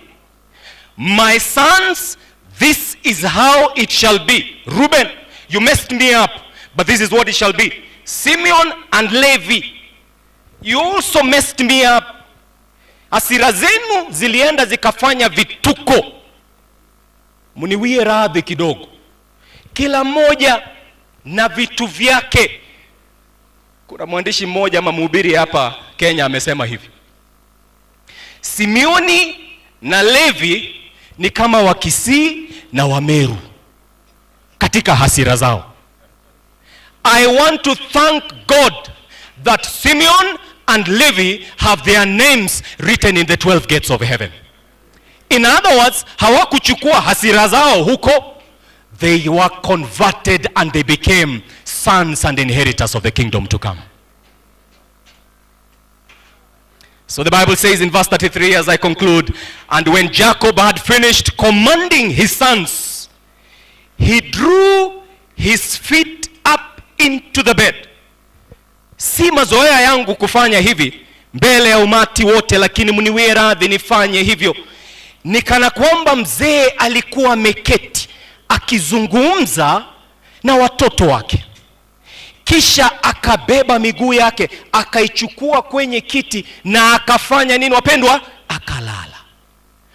Kwa wale mliosikia hadithi hii ya mzee, as my brother George explained to me in Nairobi, mzee was active the very last day.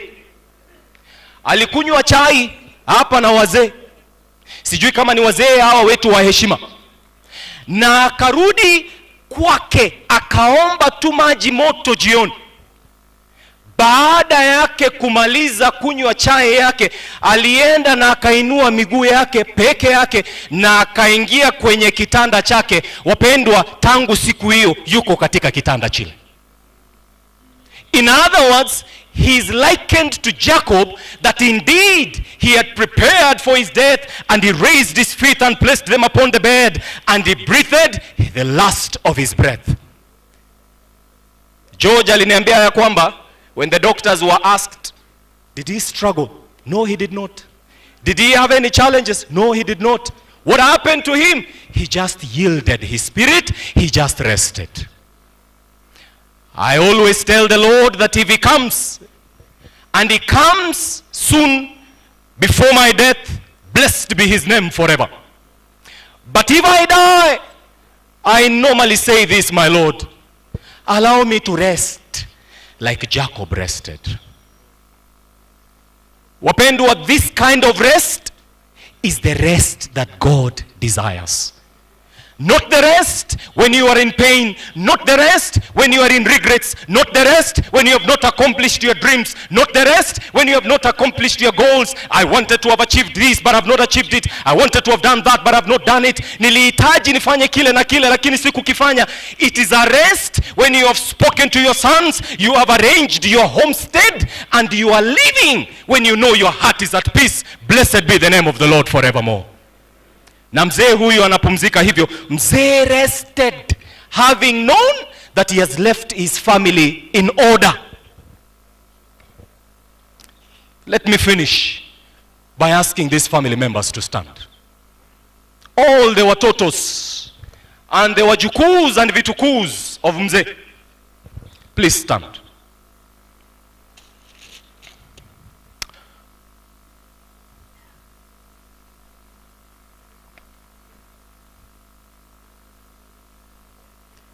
Listen to this, family. And I now read the blessings of Jacob to his sons. And I liken this to the blessing to you as a family. Listen to verse 25. By the God of your father, who will help you, and by the Almighty, who will bless you with blessings of heaven above, and blessings of the deep that lies beneath, blessings of the breasts and of the womb, and the blessings of your father. They have excelled the blessings of my ancestors. So he says, up to the utmost bound of the everlasting hills. They shall be on the head of old Joseph, but the last of it says, and on the crown of the head of him who was separate from his brothers.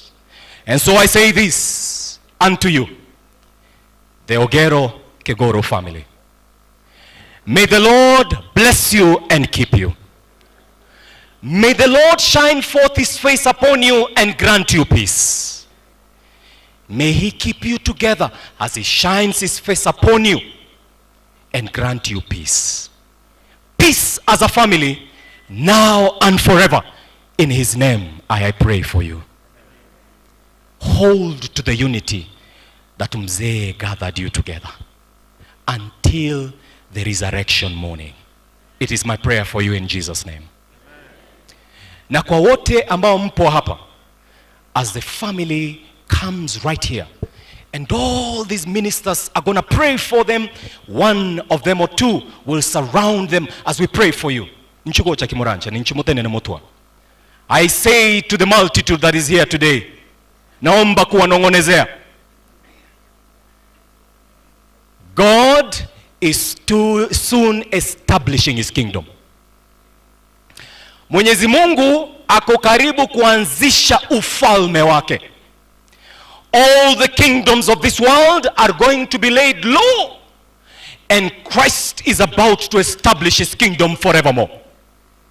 I now say this, please make your life sure that you may be found in the kingdom to come when Jesus comes the second time. Naomba ufanye maisha yako hima.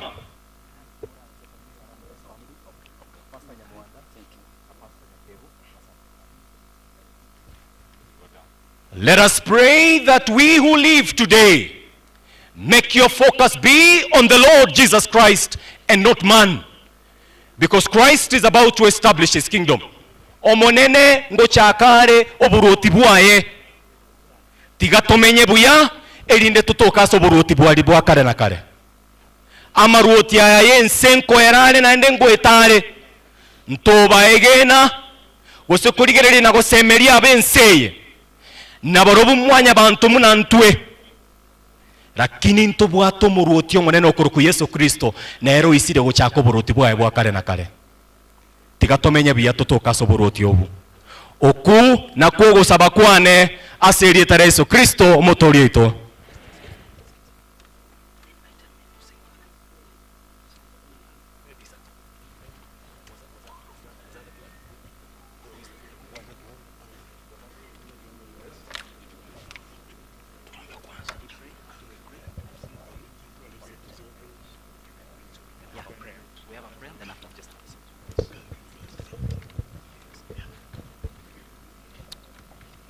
Asante sana familia, umepokea mibaraka ya Mwenyezi Mungu, na sisi sote ambaye tuko hapa katika ukumbi huu tuombe pamoja, tutoe heshima, tuombe pamoja. Baba, katika jina kuu la Yesu Kristo, tumekaribia kiti chako cha enzi na utukufu mwingi mno kuleta familia ya mzee wetu Benson Kegoro Ogero. Wakati huu wa manjozi, uwafute manjozi, uwabariki, uwafariji, wawe na nguvu mpya ya kujua ya kuwa Baba alitubariki tukae pamoja kama kitu kimoja, kama familia moja, kama wanaokuwa na heshima pamoja, na ya pili kukaa katika imani ya Kikristo ambaye Baba aliwakuza tangu utotoni mpaka wakati huu, nao wapate mibaraka ya Israeli. Mungu wetu, uwaondolee magumu ya kila namna ili wapate kuishi katika furaha ya maisha ya watu wa Mungu. Naomba ya kuwa waondolee maofu na magumu, ukiwabariki kutoka mama mpaka kwa jukuu, wote wawe sawa machoni pako. Bariki mkutano huu mkuu, viongozi wetu ambao wamekuja kwa sababu ya jambo hili, watunzi wakiwa pamoja nasi, na wakiondoka waondoe kwa usalama mwingi. Kila mmoja wetu akifika nyumbani jioni tupate nafasi ya kukushukuru. Asante kwa kutusikiza, kutupokea na kusema karibu nyumbani milele, kwa jina la Yesu aliye Bwana na Mwokozi wetu. Amen. Pamoja na hayo, Baba Mungu wetu, twaja mbele zako kwa sababu we ni Mungu mkuu, Mungu uliye hai, Mungu ambao una uwezo. Na kwa wakati huu kwa njia ya pekee tumesikiliza neno lako kutoka kwa mtumishi wako, neno ambalo lina faraja ya kipekee. Mbele yetu familia ya mwenda zake Benson Kegoro Ogero ambao ulimfahamu vema, wamesimama tunakushukuru kwa sababu ulimbariki na watoto na ukambariki akawaelimisha wakaenda shule, na kwa wakati huu ni watendakazi mahali pale ambao walipo, na pia ulimbariki na wajukuu na hata na vijukuu. Na kwa wakati huu tunakabidhi mikononi mwako, watunze na walinde, ili baba ambaye amelala kwa wakati huu wasione ya kwamba ni hasara, lakini waone ya kwamba wataendeleza legacy yake vile alivyokuwa ameishi, kwa sababu waliona wakashuhudia. Baba, uwasaidie waendelee kuishi na hayo. Zaidi ya yote uandae kwa ajili ya ufalme wako. Na ilikuwa ni bahati kubwa, aliwaita pamoja mwezi wa Agosti, akanena nao yale ambayo yalikuwa moyoni. Na kwa sababu hiyo tunakabidhi mikononi mwako, tukitumaini ya kwamba utatenda zaidi ya yale ambayo aliongelea kama mwanadamu, ili Baba Mungu wetu upokee sifa. Twawaombea ili wakae na umoja, wasidi kukaa na amani kwa njia ya kipekee. Na wote ambao wamekuja kwa ajili ya kushuhudia haya na pia kuwapa pole, twawaombea kila mmoja. Tunapotoka hapa utujulishe ya kwamba unataka tutangaze mibaraka badala ya Qurani, na ndio sababu tunakabidhi mikononi mwako usidi kutenda hayo. Tutakapotoka hapa tujulishe ya kwamba dunia tunapita, tujiandae kwa ajili ya ufalme wako kila mmoja. Asante kwa sababu ya kupokea neno hili, waendelee kuwa na kila mmoja mpaka atakapofika mwisho. Hili ndilo ombi letu kwa jina kuu la Yesu aliye Bwana na mwombezi wetu. Amen. Amen.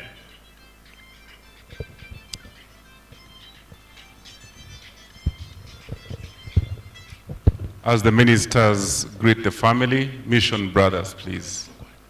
Mission Brothers.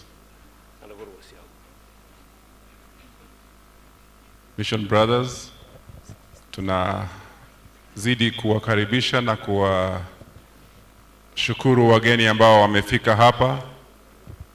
Mheshimiwa Martha Karua, we acknowledge and appreciate your presence. Mheshimiwa Professor Sam Ongeri, we appreciate and acknowledge your presence. And the many other visitors who have come to be in this occasion to bid our great Benson Kegorogero farewell. You are all welcome and we appreciate your presence. Mission Brothers, crown the blessings with the one song that you know goes with the sermon. Si mnajua? Thank you.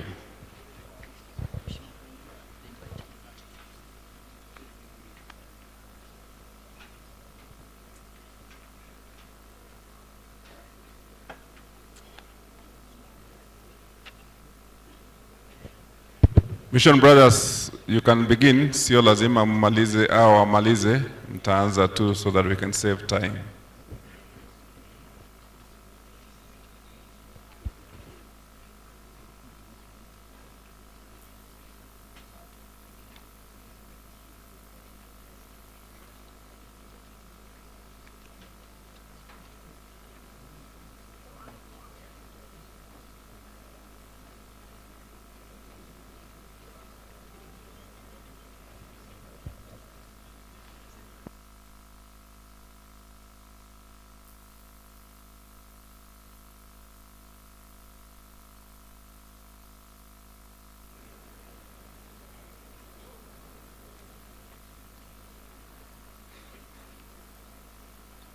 Baada ya kusikiza mkate wa mbinguni, sasa wanawasalimia familia mapasta wetu ambao wametuongoza kwa neno la mbinguni. Mheshimiwa Waziri Mkuu,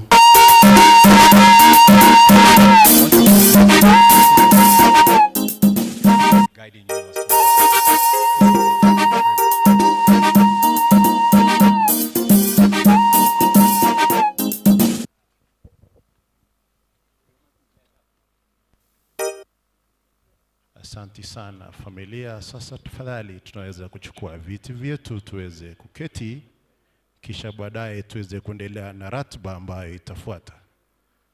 Unaweza kuchukua kipasa sauti mwenyekiti.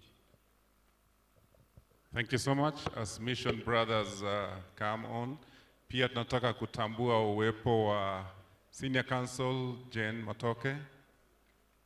Asante sana kwa kuwa nasi. Thank you so much. Anatia ndoido wa manyanga na intu wa Senior Counsel wa Baswa. Thank you so much.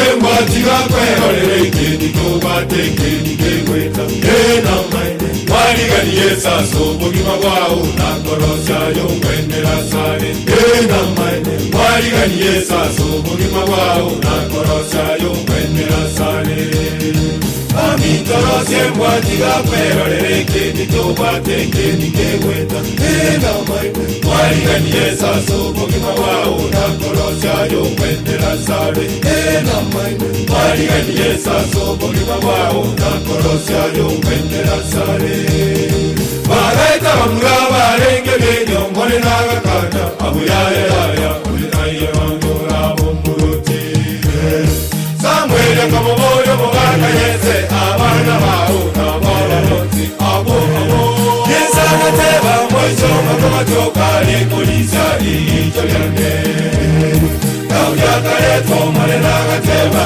uyo nero rabo bomburuti lero Kauya kare tomale nagateba uyo nero rabo bomburuti lero Bareta bamuraba renge benyo mbone nagakana abuyaya yaya ulinaye wandura bomburuti Samuel kamoboyo muganga yese abana bawo nabaroti abo Yesa nateba moyo makomachoka likulisa ijo yange Kauya kare tomale nagateba uyo nero rabo bomburuti lero Kauya kare tomale nagateba uyo nero rabo bomburuti lero Bareta bamuraba renge benyo mbone nagakana abuyaya yaya ulinaye wandura bomburuti Samuel kamoboyo muganga yese abana bawo nabaroti abo Yesa nateba moyo makomachoka likulisa ijo yange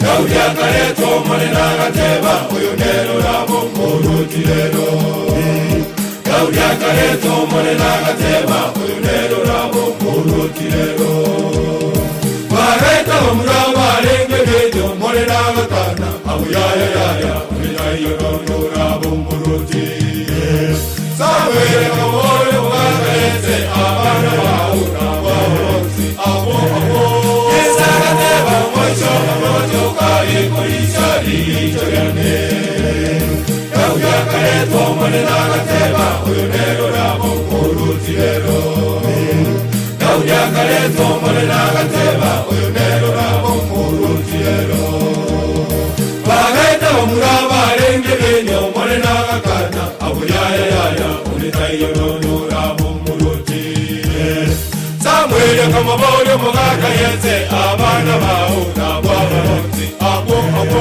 Yesa nateba moyo makomachoka likulisa ijo yange Kauya kare tomale nagateba uyo nero rabo bomburuti lero Kauya kare tomale nagateba uyo nero rabo bomburuti lero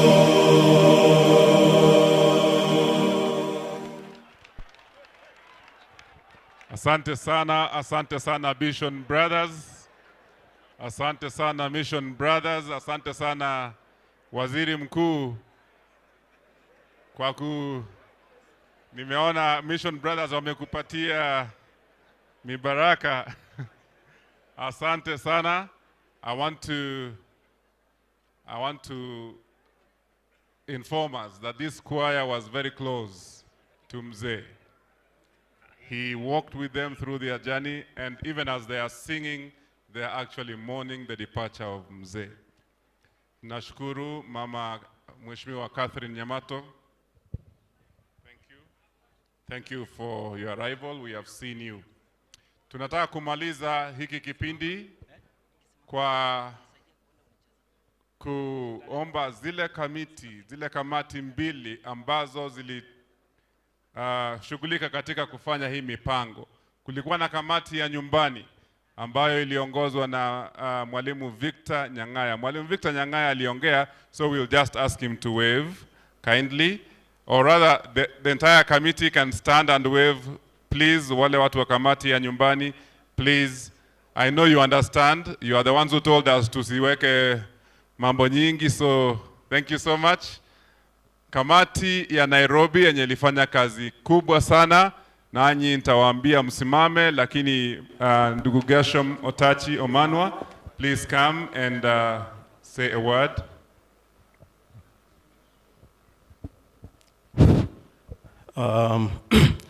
The family. Okay. Maybe let me just start with requesting the committee to stand wherever you are. I know we are many. Wherever you are, kindly stand and wave. The committee that was working on this from Nairobi. Thank you. Thank you, thank you, thank you. So, the family of Mzee Benson Kegoro, the dignitaries present, all protocols observed. Let me say that I speak with three hats, three capacities. First, as chair of the committee. Second, in my personal capacity of my engagement and knowledge of both the family and Mzee. And thirdly, on behalf of the family of my late father, Zakaria Omanwa. And in that regard, let me point out that today I'm accompanied by my dear wife, Yukabeth, my son, and the larger family of Mwakururia, Mwanyasani Mwakururia. I want to Itambe, please just wave wherever you are. I want to Itambe. Thank you, thank you. Now, the reason I do that is because Mzee, the late Mzee, was very close to my late father. They were age mates. They grew up together. They went to school together, the same class, and they remained close up to the end. And the last group of people he met, a group of that wazee over there, the elders, and the local chapter led by Kegorogero, this departed, was the last group he met on a Thursday, and the Friday morning he rested the way Mzee has rested. And when it came to seeing off my father, it was Mzee Kegoro who was the chair of the committee, and he guided us through the process, and at the conclusion, he comforted us and told us, Mzee Omanwa has not died. He's just resting, and we are going to join him soon.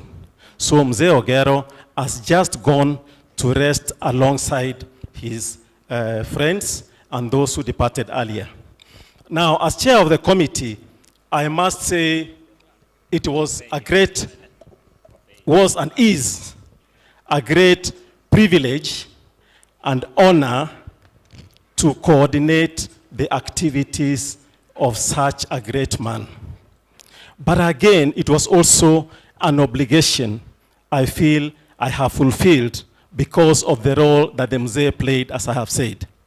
So, as I was chairing the committee, the overall coordinator was our senator, seated here, Okongo, and I must thank all who helped us as we moved along. Now, in my personal capacity, I had a very close relationship with Mzee, but I have also had a long history with his son, George Kegoro. George, we went the same primary school. He was 3 years behind me. When I went to high school, he followed me to that same high school. When I went to university, he followed me to the university and the faculty. So the other day, I had his class of 91 saying, they are great legal minds. So I reminded them there must be greater legal minds for you to have followed us that way. So, George, Trufena, Pamela, those are the ones we are closest to, at least personally at my level. May God give you strength through all this. Mzee is just resting. Allow me also to pass apologies and condolences from Josephine Omanwa, who got a medical emergency, was not able to come, from the CJ Emeritus, Honorable Justice Maraga. Maraga told me to remind George, that George may not know this, that the Mzee taught him in primary school at Tsironga High School. Tsironga Primary School those days. So he holds Mzee very fondly. He had to travel to South Africa. I think he communicated that. And also another apology from Pastor Ayonga. Finally, on behalf of the committee, I know we have had a great outpouring of support, financial and otherwise. We appreciate all of you for the finances that you provided to ensure that this Mzee gets a befitting farewell. Let me single out a few, and don't feel offended if I don't mention you, but we got great financial support from Honorable Ezekiel Machogu, who was sent apologies, will not be here with us. He was the main guest at the fundraising.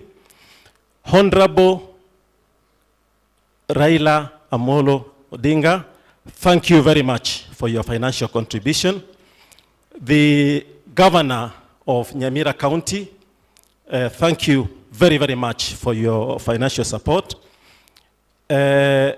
Honorable Professor Ongeri, I don't know what kind of relationship we had with this Mzee. When we had the fundraising, some of us were late for the fundraising, but Ongeri was there waiting for us, and he stayed until the end. At the funeral service, he was there before everyone else, and he was there until the end. And at the service yesterday at Mzee's home, he was there. And today, he's here with us. May God bless you. Thank you very much. Because you can provide some financial support, but we need your presence. Thank you very much. I've just singled out those amongst many, all the members of parliament here, and senators and other former members of parliament. There has been a lot of support, and we appreciate all of you. Thank you, and God bless you. Thank you so much. Thank you so much, Gershom. And thank you for steering the committee in Nairobi. Kuna ile kamati ilikuwa nyumbani kabisa sasa, si hapa Nyamira, not the Nyamira committee, but wale wa nyumbani kabisa Nyagoria. Mko wapi na nyinyi msimame tafadhali? Mpunge mkono. Ngai moremo na inu mote neiga. Mbia mono, we really appreciate egasumwa korete. Asante sana. Gari KBH 989L, KBH 989L, please nenda kwa gari, ni kama umeblock gari zingine. Thank you so much.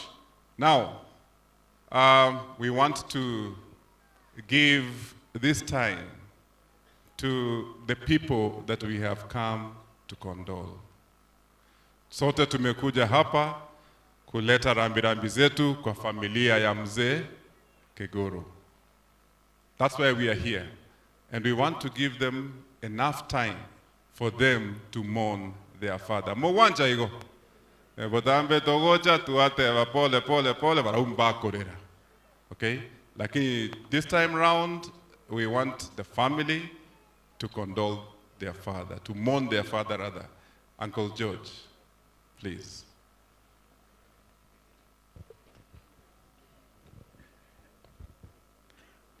Thank you very much, MC, nephew Charles Nyandusi.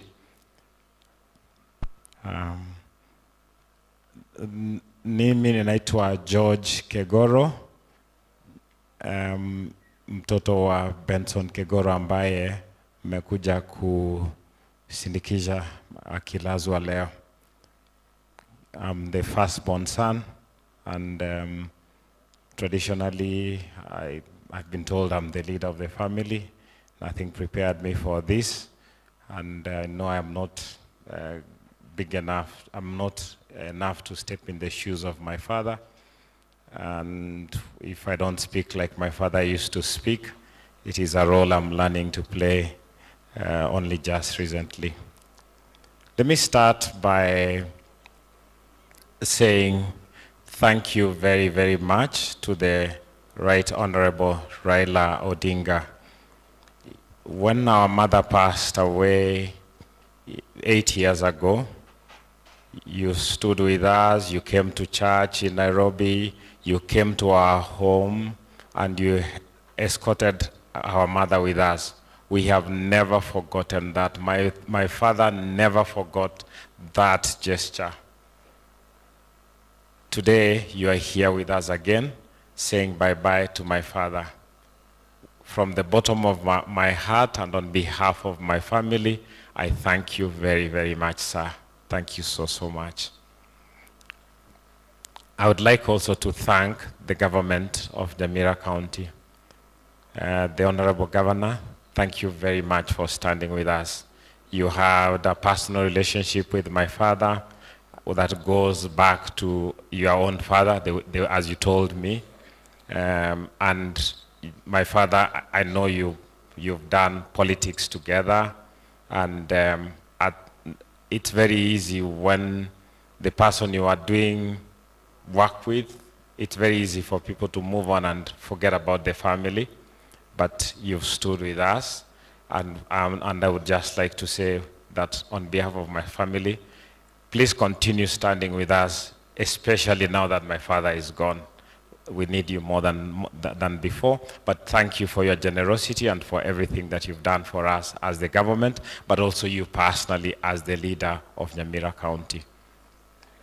The Honorable Ongeri, you've been thanked, but I will not repeat the things that the chair of the committee said. You've made so much time for us. I've seen people, there were many people who said they had adopted my father as their father. When I heard him, I didn't know what that means. I now understand what that means, to have no father and because you feel exposed. Now, I'm just seeing that you're growing into the role of my adopted father. Thank you very much, sir. Let me address the Honorable, let me first address our senator. One of the people that grew into the role of an adopted son of my father is Senator Okongo Mogeni. That is why I called him in front here when we prayed as a family, because Senator Okongo is not just a political leader. He's a lot more than that. He's a member of our family. In every way, he has identified with our family at a very personal level. And I watched your relationship with my father. It was a beautiful relationship, but it was one of the many beautiful relationships my father has had with so many people, high and low. My father has had so many beautiful personal relationships with so many people, touched them, they've touched him in return, and enriched them and enriched him in return. And this is one such beautiful relationship. And as a family, we want the relationship to continue. Let me address myself now to the Honorable Kiza Besije, my friend. It's very nice that you're here. You've made such a long journey to be here with us. You met with my father when you came to launch a book in Nairobi, and of course, you remember him, and I introduced him also during the launch. Of course, I talk about my father when we are together, because we are in politics together. Wale wasiojua Mheshimiwa Kiza Besije, yeye ndio kiongozi wa FDC, the Forum for Democratic Change in Uganda. Ndio kiongozi wa upinzani wa hiyo nchi, ni kiongozi shupavu, amepigania haki, amepigania usawa, amepigania demokrasia katika Uganda, na ni rafiki yangu sana sana sana. Nilipomwambia baba amefariki, akasema nitakuja hayo matanga. Ametoka Kampala, ako na sisi hapa, kushuhudia kuzikwa baba yangu. Mnasema namna gani? Asante sana. I'm so touched. And I know you came with Wafula Ogutu, the Honorable Wafula Ogutu, who is a former member of parliament in Uganda, who is also a friend, who is also in the opposition space with you, and who is also somebody that I greatly admire. Thank you so, so much. It's a long journey. We are very grateful. we should have had the Honorable Zitto Kabwe. Huyo ni kiongozi mpinzani kutoka Tanzania. Alikuwa aje, lakini baba yake akaugua, akanipigia jana akaniambia hata kuja kwa sababu sasa amepata shida ya dharura ya kutibu baba yake. He would have been here today with us as well. I also got a message from Tundu Lissu, who was the opposition leader in Tanzania. He called me and expressed his regret about the passing of Mzee. I've got the messages of support and solidarity from other leaders. Some of them have been mentioned here, and the only ones I would like to mention, in addition to Justice Maraga, is Mzee Gitu Kahengeri, who was a great friend of my father, ni wazee wa rika moja, and he said, zika baba yako vizuri, mimi siwezi fika hapo, miaka yangu hainiruhusu. Let me turn to the Honorable Martha Karua. The Honorable Kizza Besigye and Martha Karua are involved in opposition political space, and they are creating an opposition political platform across the African continent. And we engage with that at work level. And the Honorable Karua is somebody that first of all ni wakili mwenzangu, second all ni rafiki ya baba yangu kuanzia miaka ya DP. I remember you came to see us when Mom passed away. You came to my house in Nairobi. You called me when this happened and said you are coming, and you are here. And thank you so much, Mama, for coming. And we are just wild by gratitude. Then let me turn to the political leaders. Let me speak about, take you all together. I hope you don't mind. The political leaders, the current members of parliament, na wale walikuwa. We've received so much support from yourselves during this time. You called me, the Honorable Timothy, you've called me. I saw you are so concerned. You are a good friend of my father, and you are a good friend of mine. And thank you because you're here. They are our area MP, your father, my father, our parliamentarians, wapinzani. Thank you so much for standing with us, and all the rest of you. Let me stop those there. Sasa niende mambo mingine ya kusema ya kwamba there are other people who are in the life of my father that I would like to just recognize. There's also the Honorable Abuya. He's somewhere in the crowd. Thank you very much, Mzee, for coming. Oh, I hadn't seen you. I saw you on camera. Thank you so much. Mzee Abuya used to come and see me when I was in high school with my father. Thank you because you are here. Kuna Gabriel ambaye alikuwa just an assistant to father, ndio alifariki akimtunza. Mabeya, my father's driver for the last 10 years. Thank you very much. I recognize you because of this. Let me turn to the people who are here. Tulipokuwa tunaandaa hii sherehe, tuliambiwa na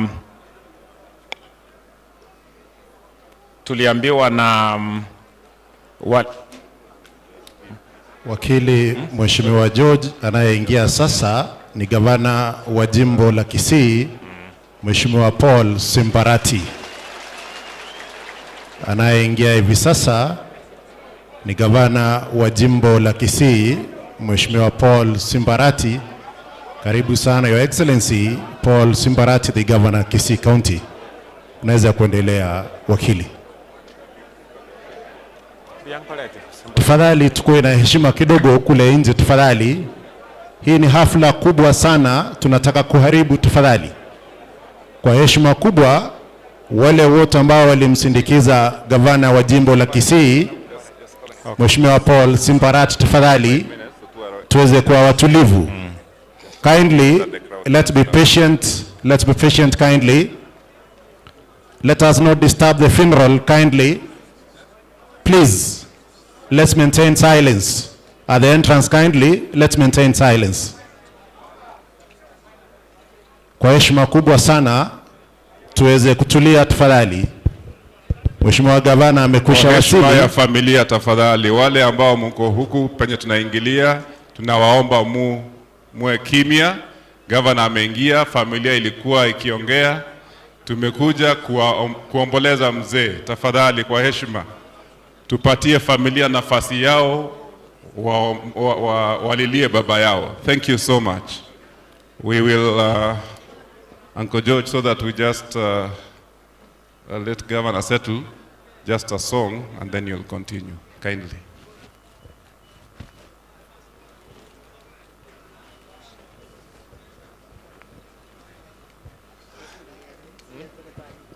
Kwa heshima kubwa tafadhali tuweze kutulia. Kwa heshima kubwa tafadhali tuweze kutulia. Waombolezaji wote wameweza kuhudhuria mazishi ya rafiki yetu mzee Kegoro. All protocols observed. The family ya mheshimiwa the late mzee, na wasalimia mjambo. Naitwa Bernard Riziki. Nimekuja hapa kwa mwaliko wa familia hii kuweza kuimbia. I want to sing a song. One of these days tutaiacha hii dunia na tutaenda mahali hatutaona maneno kama haya. So I want all of us to sing together that song as a way of giving our last respect to mzee Kegoro. One of these days.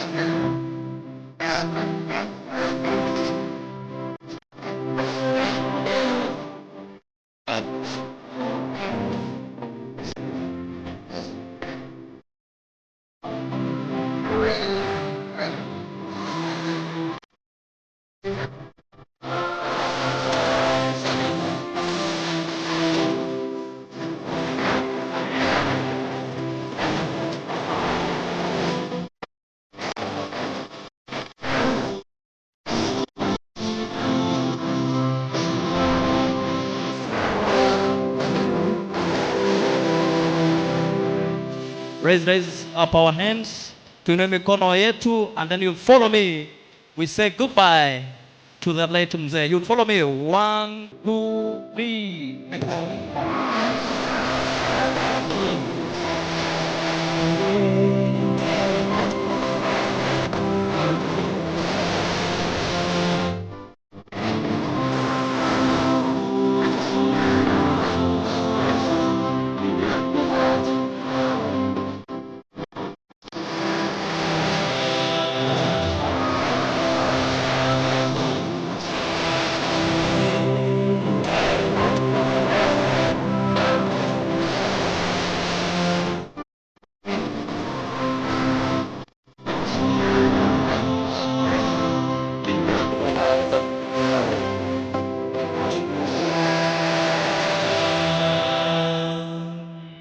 Thank you. Thank you so much. Uncle George, please, you can proceed. Tunamtambua mzee David Ondimu Kombo, Speaker of Kisii County. Thank you so much for coming, Uncle. Okay, thank you very much. I may also then recognize Governor Oparanya. Wewe ulisomea hapa kwetu in the soil. Watu wa Kisii wanakupenda sana, and you love them in return, and your support for Mzee Baba in the opposition space is extremely, extremely admirable. It's difficult work, and the fact that you are available to help him to do that work is so, so, so important and necessary for democracy. Asante sana. Governor, thank you very much, sir, for coming. You are my friend for a long time, and thank you supported us. You just arrived, you didn't hear what went before. Tumesema, we've been supported by the leaders, and you're one of the leaders that have supported us, and we are very happy to see you at my father's funeral. Very, very honored. Asante sana sana. Mama Catherine Nyamato, thank you very much. You also have done the West Mugirango politics together. I would have left you out, and Mheshimiwa Momanyi as well. Asanteni sana. I was also going to thank Joe Sagero. He was an advisor to my father, one of the constellation of stars around my father. Practical man, very useful to all of us in very many different ways. Joe, you do great work around this space. Asanteni sana. Let me just, one of the things was to bring you my family very quickly. Muliona ni wengi, but I'll just bring Mzee's children to present to them to you. Wa kwanza kabisa ni Jane. Jane, simama hivi. Watu wako wapi? Watu wa Jane ni kina, Jane is retired as a teacher. She's a grandmother in her own right. Bwana yake wako wapi? Watu wa Jane tafadhali. Watu wote wa Jane mje hapa mbele sasa, ndio wakati wenu. And the Sironga group, just do like this. The Sironga group, that is Abuga, Jane's husband, their children, and they are also grandparents. And they are also teachers ambao wali staafu na Jane. You are in the room mkiwa hapa, fanya hivyo. They are also my father's in-laws from Jane's relationship. That is the one, and Jane is also a leader in her church. And wale watu wa Sironga SDA Church, mwako hapa mfanya hivi. Sironga ndio wale. Thank you very much. Jane is involved in the church building. Asanteni sana. So this is Jane. Wa pili ni Rose. Rose went to be with the Lord. Alikuwa anafundisha hapo Lenana High School, but she has a family still left. Marube, Daniel Marube. That's Rose's husband. Rose has gone to be with the Lord. Rose left us with beautiful children. Alan came from the US. Thank you very much. Marube is a corporate person and very well known in circles, and you've looked after, these kids were left very young when my sister passed away like 20 years ago. They were really, really young. I would like to say that Marube has done a fantastic job in raising these children. My father is very proud of what you've done for his grandchildren and for the legacy of his daughter. Thank you very much. Then there is Pamela. Pamela lives in Mombasa. She's married to Dr. Ondimu, Dr. Ken Ondimu. Then the Mzee has Koreras from that home. Mzee, the other Ondimu, the Ondimu Mzee. Wewe usikuje hapa, just Mzee uko wapi baba? Ndio yule Korai Garioka. Korai Garioka, hiyo ndio Mzee, Korera ya Mzee, baba ya this Ondimu, the younger Ondimu. And Pamela has many other relationships that are represented here, including Mrs. Mary Stella Chitechi, who is the principal of Aga Khan High School. Pamela teaches English. I would have taught English if I didn't become a lawyer. All of us teach English in this family. The principal was here.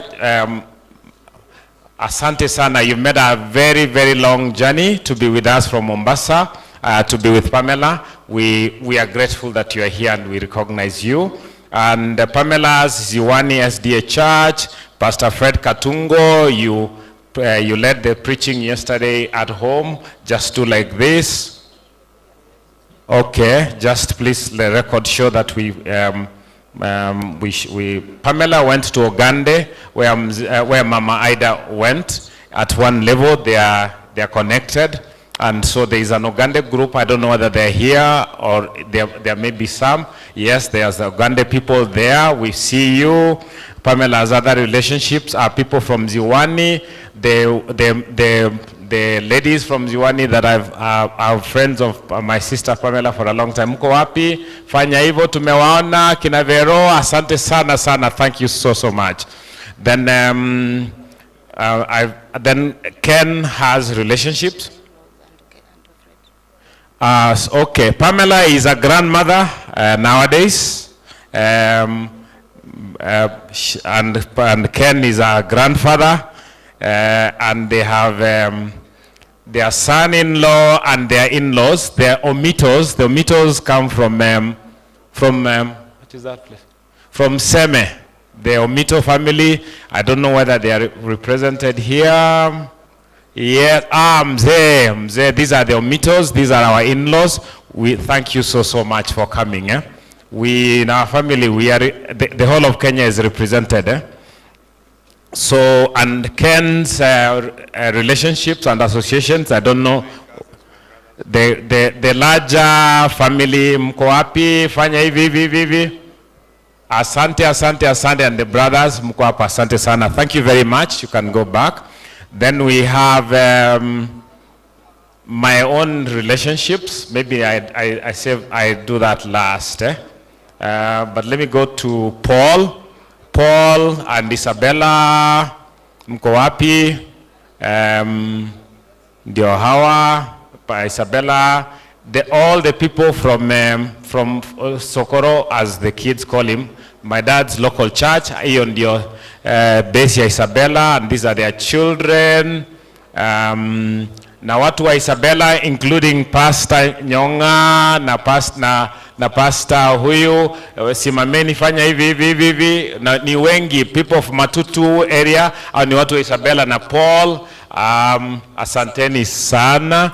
And people with Paul is retired, and people who have worked with Paul, najua mko hapa, nimeona, thank you very much, asanteni sana. Then we go to Mary. Oh no, Trufena. If Dad didn't become the politician, Trufena would have. And Robert, the husband.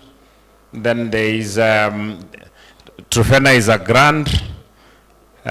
grandmother of 3. She insists. One of the grand family, one of the Hakoreras are from Kamagambo. Agnes, Edwina Ombado, one Korera group is from Kamagambo. Sijui whether they are here. I saw them. Aha, Mama Edwina Ombado, that is Trufena's Korera from Kamagambo, and the people you are. And that's where Ivy is buried. And Doc's family is from Bomet. And I saw them here. I saw Mama from Bomet, Mrs. Barchok. Thank you very much, asanteni sana. And Trufena is also involved in her church. She has a church group called Zion. They are a powerful group of women. Where are they? Mko wapi? Jionyesheni hivi, just show them in tafadhali. The Zions, and then Chisiro are the husbands. Chisiro means pillars in Kisii. So these ladies were very supportive of us throughout the processes we've had. That is the Zions, and they are powerful, beautiful people. Asanteni so much. We recognize and Chisiro, there is one Esiro here, and the other Chisiro are not brave enough to show themselves in there. These are Zions. Thank you so much. We know you love our family. You've stood with us when we've had other problems, and you're standing with us yet again. Thank you so much. Asanteni. Then we have Pastor, thank you very much. You're part of this group. Pastor Sami, you were with us in Nairobi as well. Trufena's colleagues from the Kenya Exports Promotion and Branding Agency. I don't know whether there's anybody wafanya hivi. Wako pale. Trufena, you've seen your people. They love you. They've come. And then I think I've got your people all together. Yes, those are the ones I've just announced. Thank you very much, Pastor. And these are your people. Okay, in the interest of time, thank you very much. You can now leave.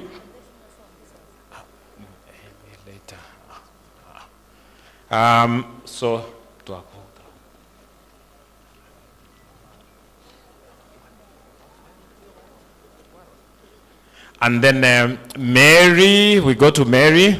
Mary's family-in-law, that's Mary's husband, Elijah. Elijah is a very useful person in this family. He runs things and just runs things. And these are their beautiful children. Thank you very much for. So Elijah, wanda minomba nombara. Mzee Apiri yuko pale. Walter, you were with us. The larger family kutoka Tombe, you've stood with us. We've seen you all over. Thank you so much. Asanteni sana. Then we have from your list also we have. She's from, Mary is involved with many groups, Entingana, Obomo, Western Residents, all of them together, Trufena's, Mary's group, Mkwapi. Okay, Mkwapo, thank you very much. Feel involved, asanteni sana, thank you so much. We go to Asenath, and Elizafan. Mama najua uko hapa. Mama uko wapi? Kwa dada ya mzee. Okay, asante sana. The Nuguti family, you've been with us. We know you've also had you've had the kind of experience you've had looking after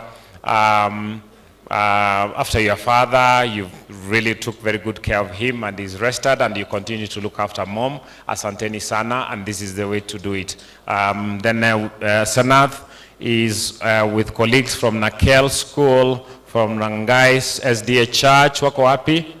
And from, she also has Minto, Chama, and Old Merey. Mko wapi? Okay, tumewaona. Please feel seen. She's in our family. She's not a fake. She's a member of the family. Asanteni sana. Thanks so much. Then we go to last but not least, Fred. Fred is married in. Is that Bomet or Kericho? I don't. He's married in Kericho to Chebet, Caroline Chebet. Their kids.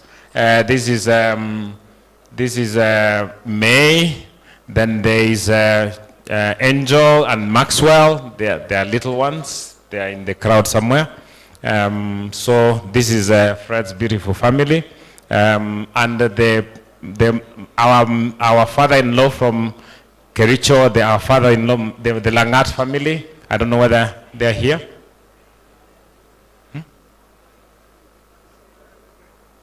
Okay. Thank you very much. Oh, okay. Mnakuja, kujeni, you've come. All right. These are Caroline's people.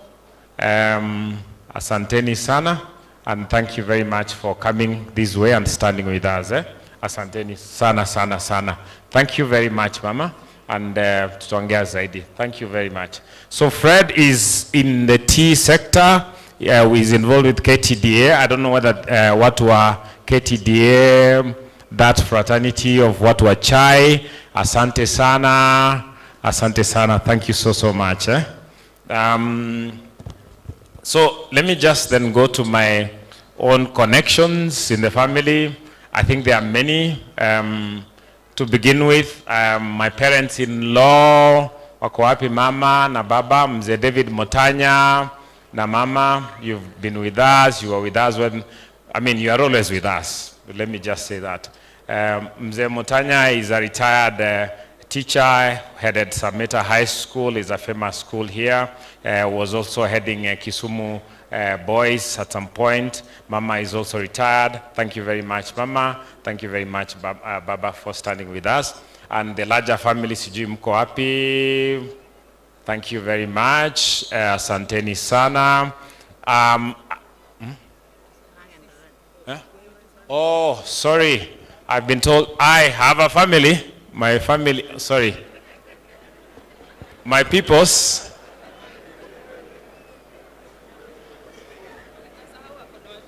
Sorry. Yeah. So this is my team, Nicole, Rose, Justin, and Jason. And this is Nelly, my wife, the daughter of those parents.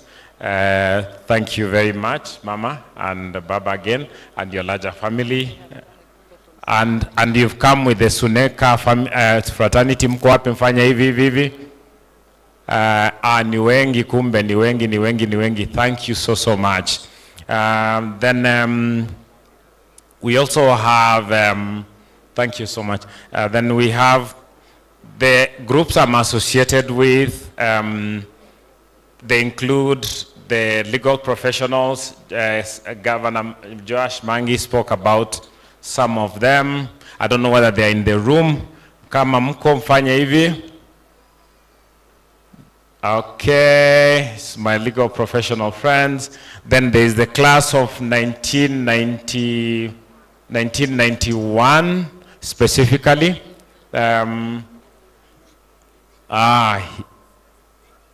Yes, exactly. And the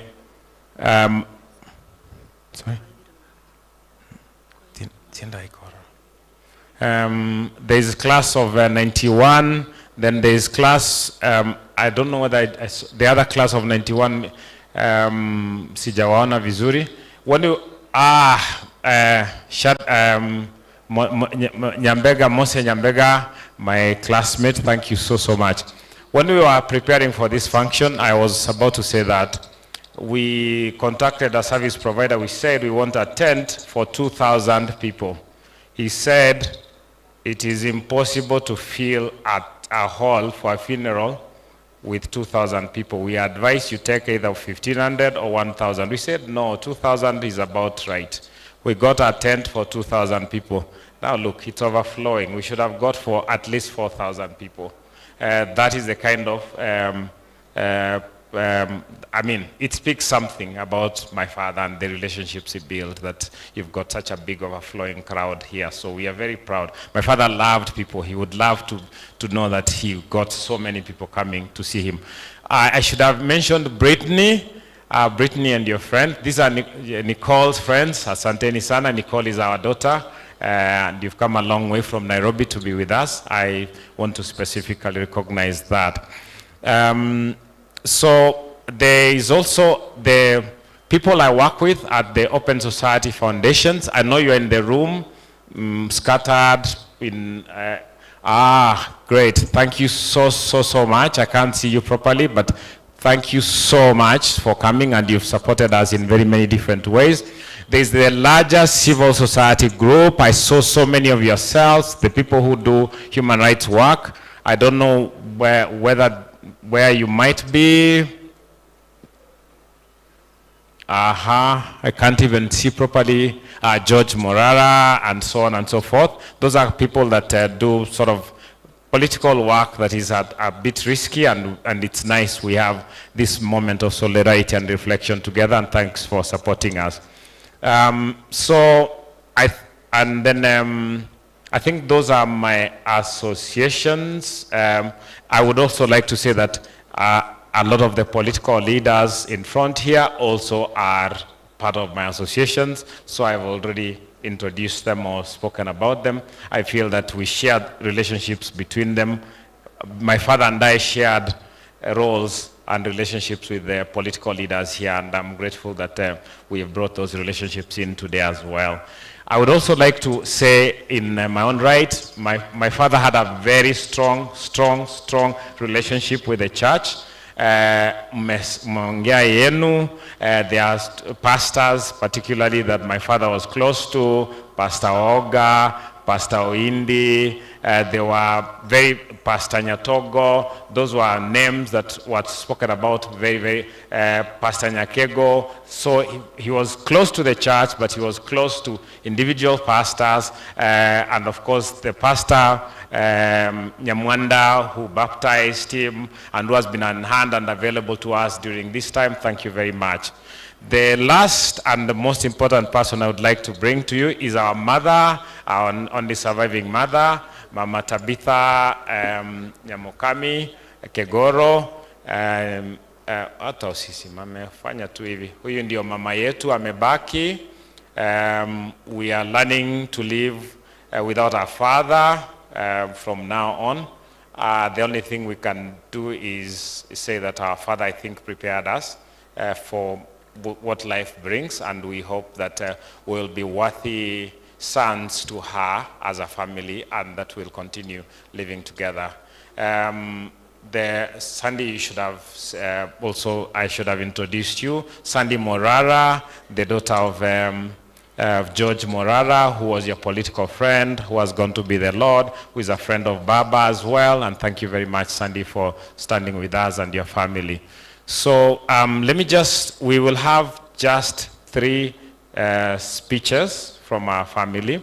I should have mentioned Francis Makworo, one of the more beautiful relationships with that my father had. Francis is the one that my father was going to visit in the US, and they have a wedding, and that wedding is going to still take place. And talking about that wedding, there is a family, the Muga family. I don't know whether that Kefa Muga, I don't know whether you are here. Kefa Muga is Francis's Korera. Thank you very much, but you've stood with us, Kefa, during this, although it's a new relationship that we are beginning to start. Thank you very much for that. So I will have 2 of my, Francis, you are here. Thank you. So this is Francis. Francis has got a heart of gold, like gold. And again, he had a beautiful relationship with my father. And we are grateful for that. Asante sana sana. I don't know whether Kefa is here, but Kefa supported us, and we are grateful for that relationship. I will give 2 of my sisters, Trufena and Pamela, a chance. They'll make a few remarks, and we'll be done as a session. Thank you very much. Who wants to start? I think let's start with Trufena.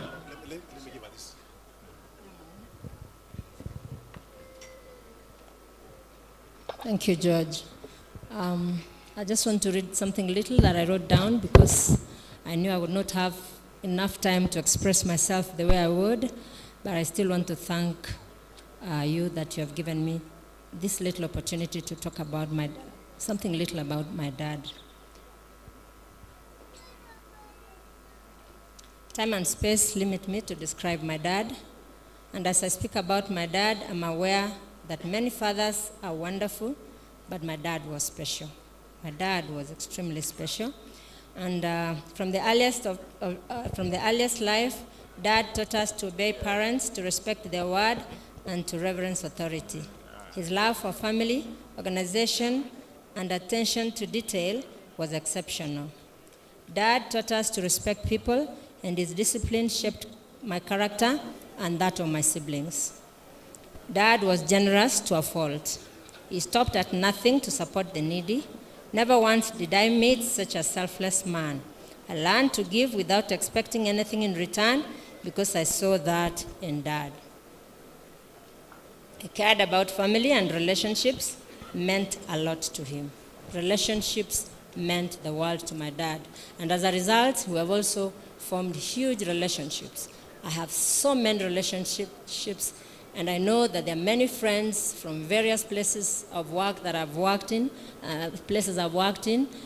that are here, and friends that I've met in the course of my many years of living that are here, and I want to thank you all for standing with us. Talking about relationships, I want to say that Dad cared about family. Yes, I've said that. And 5 years ago, when I lost my daughter Cheryl, Dad stood with me in ways that I cannot even begin to express.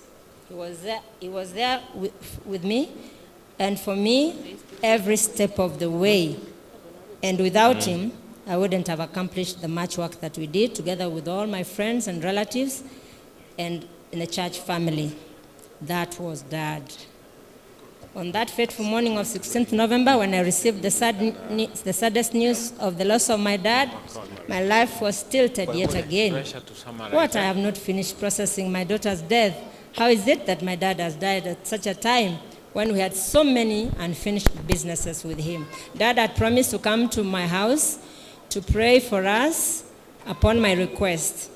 And just before that, we had had a meeting on 26th of August, but I still wanted a special meeting with him, which he accepted to attend.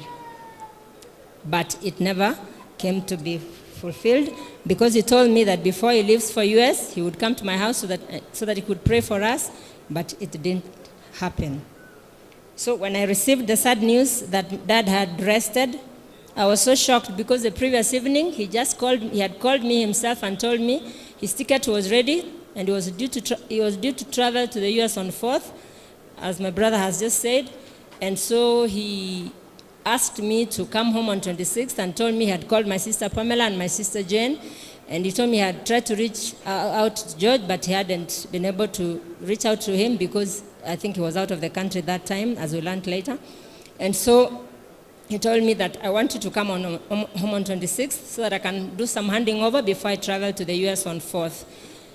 And I wondered, what is it that is handing over, and yet he's only going to be away for a month or so? But I just took it easy, and in the morning when I woke up just after our devotion, my sister-in-law Isabella called me to tell me that Dad had rested.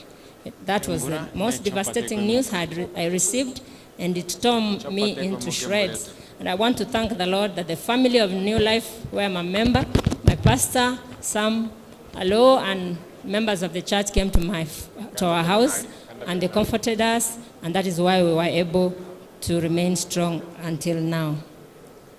I'm finishing, Pam. I have been asking, does Jesus care when we say goodbye to the dearest on earth?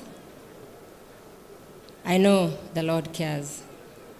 I just want to say that I'm looking forward to meet Dad in that resurrection morning, based on his promises. In that home, in the home of the redeemed, there will be no tears, no funeral trains, no badges of mourning. The inhabitants shall not say, I'm sick.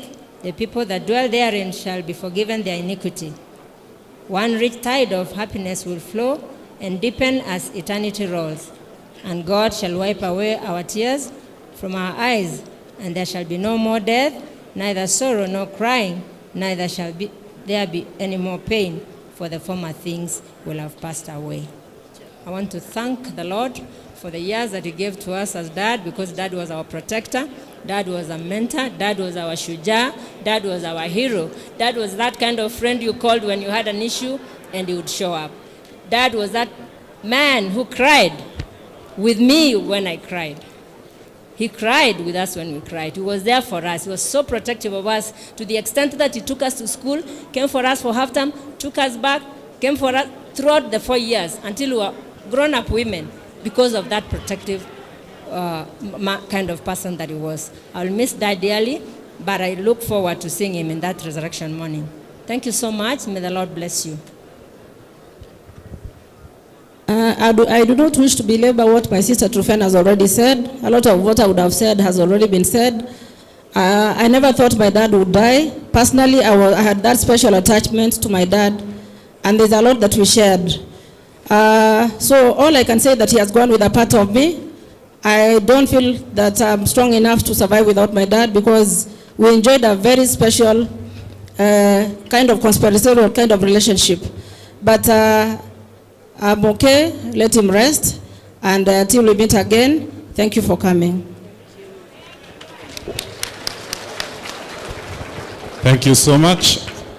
I think, Uncle George, we are done with the family. Yes, we are done. Thank you very much. The family show is over. Asanteni sana. Asante sana. Sasa tunamaliza hivi. Kuna wageni wengi sana waheshimiwa hapa, na tungependa pia walilie mzee. Nataka kumwalika mjumbe wa eneo hili la Borabu, Mheshimiwa Patrick Osero, akuwe na program ya mwisho. Asante sana. Thank you very much, Bana MC. Abantu bami tunabakwandi mbiyamure. Mbiyamure nkwandiri gurugaiga. Wapi salamu ya baba? Salamu ya Martha Karua? Salamu ya gavana? Salamu ya Oparanya? Mwana kwa Oparanya? Muma ete? Wanasema hawajai kuona, hebu simama uangalie tu hawa. Lero yumuru ya bodi. Naona watu wa baba. Kwa sababu ya muda na hapa kwetu ni mvua tupu. Ntogo diga baba atokuanire kwanza. Wangapi wanasema baba aongee kwanza? Asanteni sana. Wacha baba aongee, atu introduce kwa wale wageni wake, then we will follow down the rest of the protocol. Teribia. Tindio monto mera kini. Baba, karibuni, karibuni baba. Ongea, introduce wageni wako.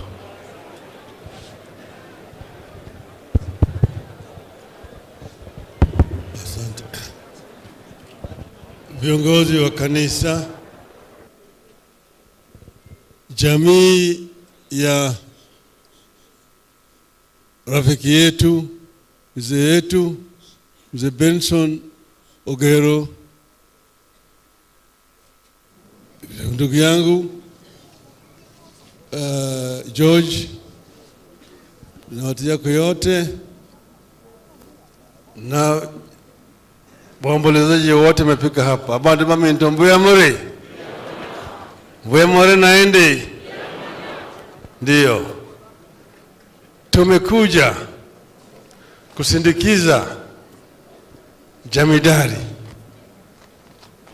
mkereketo Mkenya sanifu mzee Ogero Kegoro. Huyu mzee ni rafiki yangu sana. Rafiki yangu sana. Yeye ni mzee ambaye alikuwa anapenda vijana. Ndio sababu nilisema hata kama nini mpaka mimi nitafika. Ilikuwa azikwe siku ya Ijumaa, lakini mimi nilikuwa niko na shughuli zingine, nikasema Jumapili mimi nitakuwa na nafasi, na hata wakakubali kuzika hiyo siku ya leo. Huyu mzee kwa kimombo anasema he had a photographic memory, and was a man of all ages. And through him you could learn a lot of things, particularly history of our country. I was very fond of talking to him whenever we met. He told me about the elections of 1963 when I was out of the country, and how he was elected in the then Nyanza Regional Assembly that time. And what was the Regional Assembly and how it worked. He knew exactly how it worked, and he would tell me the other people with whom they were. Here in Nyanza, people like Okeke Mayo, Otieno Gingo, the members of the Nyanza Regional Assembly. Then Senate was dissolved. He moved away from devolved system of government to unitary system of government. And then he now became a member of the county council. And after that, following the death of the late George Morara, yeye akachaguliwa katika kama bunge na akaenda akawa akapumzishwa tena, baadaye akarudi tena awamu ya pili. And then he came back again here and now served the local people. And he served with distinction. And later on became an elder here. And all the times whenever we met, he would compare notes with him. He would tell me the challenges that we faced then, the problems we're facing right now, up to now. So we have lost a great Kenyan. But because he has lived to the mature age of 90, we celebrate his life. We are not mourning, we are celebrating the life of this great mzee. Tunasherehekea maisha yake. Na umeona vile amefanya, amejenga kikosi kikubwa sana. Maana vile wameletwa hapa mbele yenu, ameleta hapa sasa yeye ni jemedari. Amezaa wale wote, unaona tena amewapatia elimu yote. They all been educated and they all married well. So this is what you call development. What is development? That's why I'm so happy to stand before you here today. This mzee experienced a devolved system of government. And after that we brought a unitary system of government. It took Kenyans a long time, and through a very bitter struggle, to again come back to a devolved system of government. Through the Constitution of 2010. Because that the system had failed. You saw the dictatorship that it brought to our people. Now we have a devolved system of government. Already we are now seeing the challenges that it is facing. Devolution is right now on trial. Because we see attempts to revive other structures which had gone with the old constitution. We see attempt to revive a provincial administration which had gone with the old constitution. You now have structures like regional commissioner, county commissioner, going down here. It's basically an attempt to try to undermine the authority of elected leadership in the counties. And this must be resisted. The current constitution does not have provision for provincial administration. In the county, the governor is the chief executive. And the governor needs to be given powers and respect that he deserves. But when you have a situation where a non-elected person appointed in the name of county commissioner, regional commissioner, giving orders for property of people to be destroyed, we said, Shetani ashindwe. Shetani ashindwe. We don't want to go back there. You know how oppressive that system was. We don't want that system to be reintroduced here again. Because Kenyans fought very hard to bring this new constitution. We welcome our brother from Uganda, Kizza Besigye. And you know the kind of struggle Mr. Besigye has been through. He knows what it means for an election to be stolen.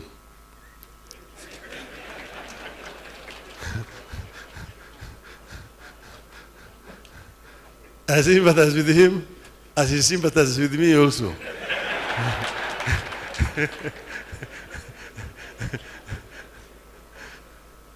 But Rome was never built in one day.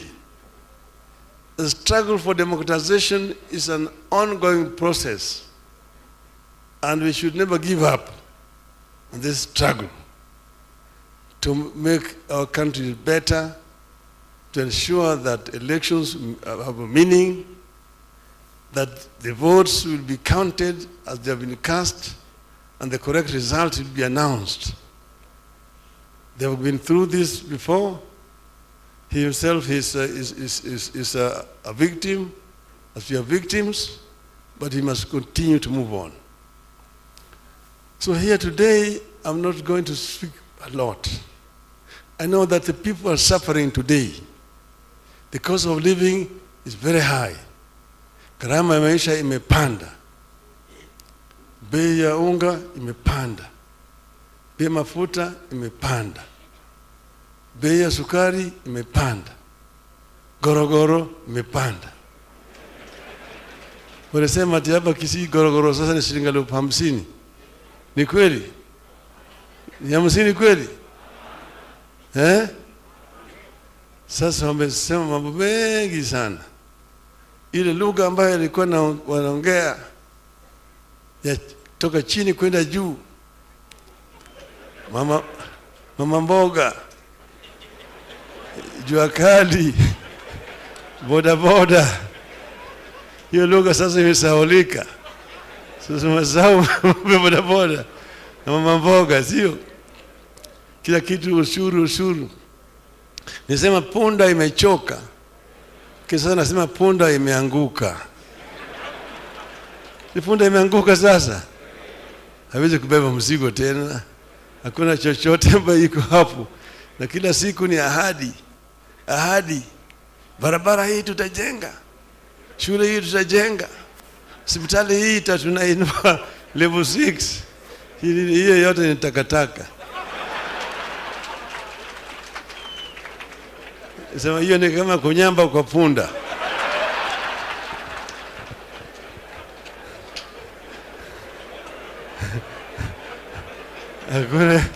Hakuna chochote hapo. Hakuna chochote hapo. Nitakuja kuongea na nyinyi siku ingine. Siku ya leo tunaomba mzee alale pahali pema peponi. Asanteni sana. Nialike ndugu yangu Kiza aje hapa asalimu nyinyi. Let Kiza come and greet these Kenyans.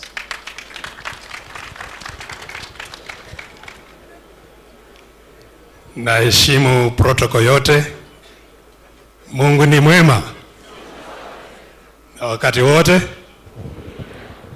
Ndiyo hali yake, mpigie makofi basi. Asante sana. Tulikuja hapa na wenzangu kuungana na nyinyi wote kumshukuru Mungu. Kumshukuru Mungu kwa maisha mzuri na marefu ambaye baba wetu aliyepumzika alipata duniani. Mlivyosikia, miaka yetu huwa ni 70. Na ukiwa na nguvu ongezeka kuwa 80. Sasa kama alitupatia mtu mzuri kwa miaka 90, tafadhali mrudie kumpigia makofi. Alitufanya vizuri kabisa. Huko kwetu kulikuwa komo kwa miaka viongozi wanawezi kugombania uongozi tena. Ilikuwa ni miaka 45. Hivi karibu wakati kiongozi wetu ilifika akasema iondolewe. Na ikaondolewa, haipo tena kwa katiba. Lakini alisahau kwamba kuna komo iliyowekwa na Biblia. Na Biblia haiwezi kubadilishwa. Hiyo ni constitution, ni katiba ambayo haiwezi kubadilishwa. Kwa hivyo ni kweli miaka yetu huwa na komo, na namshukuru Mungu kwa kuwa tulipata mzee Ogero kwa miaka mrefu. Nimekuja hapa zaidi juu ya ndugu yangu, kaka yangu George, ambaye tumefanya kazi pamoja kwa njia mbalimbali, kazi ambaye najaribu kuunganisha watu bila kuunganisha tu serikali. Kuna jumuiya ya Afrika Mashariki ambaye zaidi naunganisha serikali, viongozi wa serikali, wasio watu wa nchi zetu, watu wa kawaida. Ninakaa hapa Uganda, lakini nilikuwa sijawahi kufika hizi eneo zote. Leo nimekuja kama mtalii na naangalia, sijui. Na hiyo ndiyo lazima tujaribu kujenga, kuwa mtu mmoja. Watu wa Uganda na watu wa Kenya ni mtu mmoja. Nilikuja na huyu mheshimiwa Wafula Gutu, ni Msamia, Samia wa Uganda, lakini na wandugu zake wengi ambao ni wa Kenya. Kwa hivyo sisi ni watu mmoja, sisi ni mtu mmoja. Waganda, wa Kenya ni mtu mmoja, na nadhani tutumie undugu huo kujenga umoja kati ya watu, na vile ndiyo tunajaribu kujenga barani Afrika. Isiyo Afrika, umoja wa Afrika, Africa Union, ni umoja wa viongozi, sio umoja wa watu wa Afrika. Na viongozi wa Afrika wakati mwingi wanakuwa viongozi wa kutukandamiza, sio viongozi wa kuinua watu wa kawaida. Hivyo basi watu wa kawaida tuungane sisi pamoja, tujenge umoja wetu, sio umoja wa viongozi. Na ndiyo sababu niko hapa, tuendelee kujenga umoja huo. Familia ya George ni familia yangu, na familia yangu ni familia ya George. Nashukuru sana kuona kwamba ni watu wengi sana ambao wamekuja kumwaga mzee huyu. Hamkupata nafasi ya kuongea kama nimepata, lakini kuwepo kwenu hapa kila mmoja ni kauli kubwa kwa ni nani ambayo anasindikizwa leo. Ndiyo statement ya juu sana kuonyesha alikuwa ni mtu gani, kuwepo kwenu wote hapa. Nawashukuru, nashukuru familia na viongozi wote, magavana, maseneta, mabunge kwa kuhudhuria na kumpatia heshima kama hii ya mwisho. Asante sana, mubarikiwe sana. Asante Kiza. Sasa sikusema juu ya George. Huyu George Kigoro tumekuwa naye katika harakati ya ukombozi. Yeye nafanya kazi kwa shirika ya haki ya kibinadamu, lakini yeye mwenyewe ni shujaa. Yeye ni shujaa kabisa. Ni mtu ambaye haogopi chochote, na ametusaidia kwa mambo mengi zaidi. Ana ujuzi mingi na vile vile na uhusiano mingi sana. Pande hii vile umeona Kiza amekuja, pande wa Tanzania, kila mahali katika bara ya Afrika yote George iko huko. Sasa kulikuwa na ile kwaya ambayo walikuwa naimba hapa, wakanipatia mimi hii fimbo. wakanibeba, siwezi kuwasahau. Nataka wakuja hapa niwapatie kitu kidogo.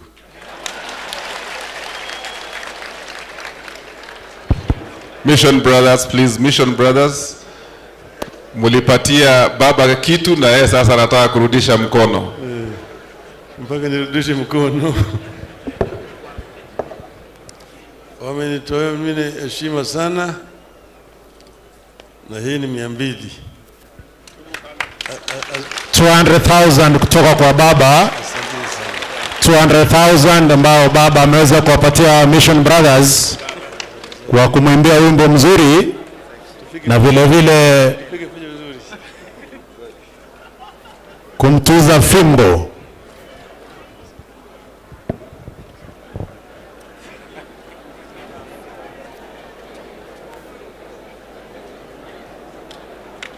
Asante sana Mission Brothers, thank you very much.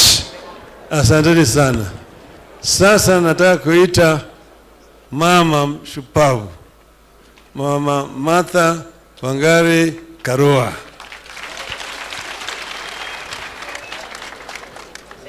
Thank you very much.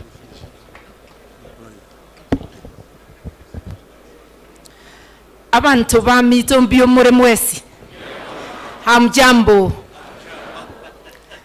Nataka kuanza na watumishi wa Mungu, the clergy, the family of Mzee Kigoro, to recognize my leader, Raila Amolo Odinga, all the politicians, the governors, my friend from the neighboring country, Kizza Besigye. I didn't see him as I came in.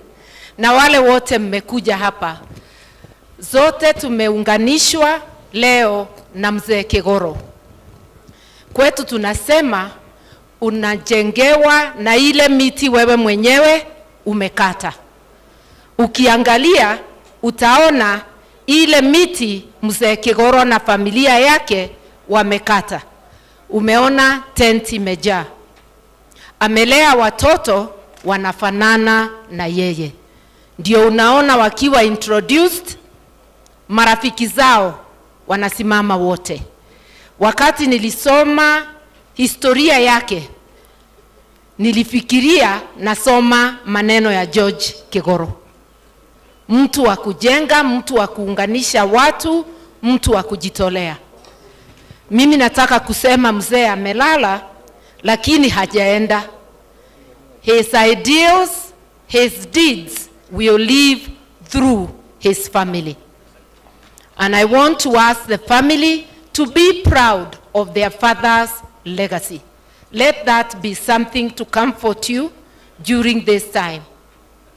Nikisema mafupi sana, wakati mwanajeshi anazikwa, bunduki zinalia. Wakati kasisi anazikwa, wanakuja na zile nguo zao zote. Tukisika mwanasiasa, wacheni tutwange siasa kidogo ya kumsirikisha. Baba ashanena ya kwamba tumefinyiliwa na hii serikali ya kunyakua. Hauwezi nyakua kila pesa ya mtu umwache bila chakula ukisema ni kodi unatafuta.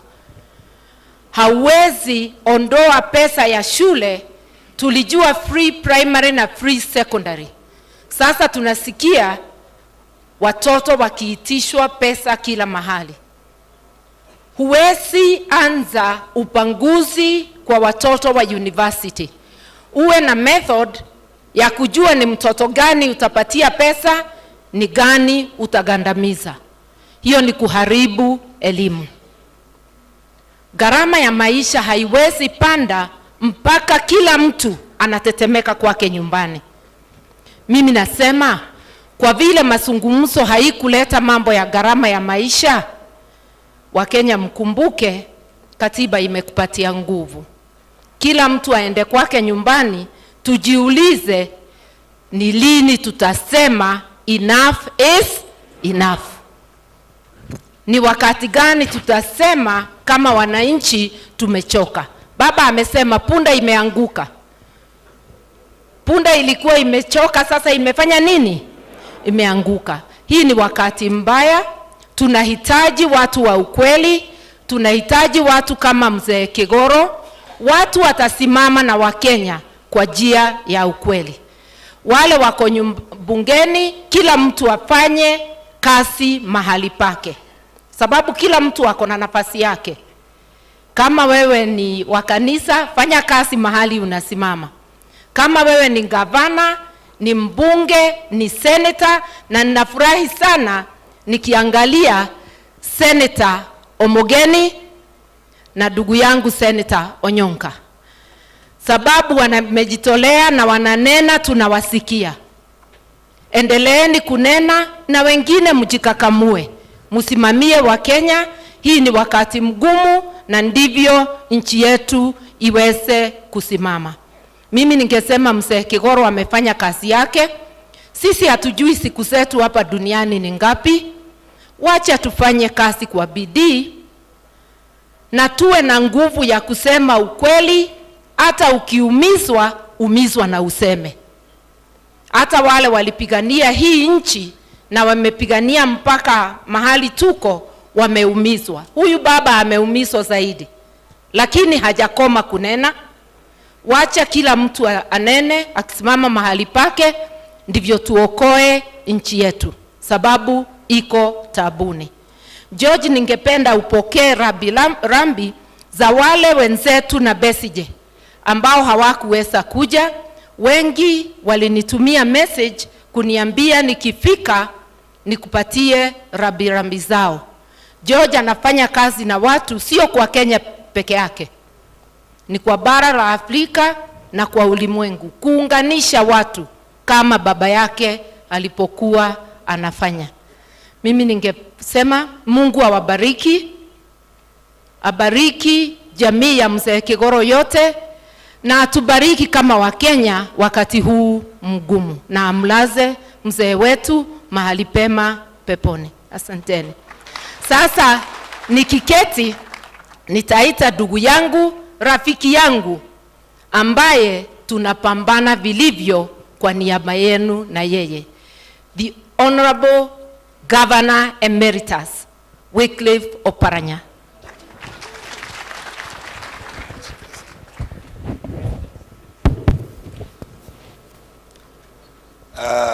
Wakati mchumba alisimama hapa, wengi kule nyuma walisema hawanijui. Nataka nitambulishe vilivyo.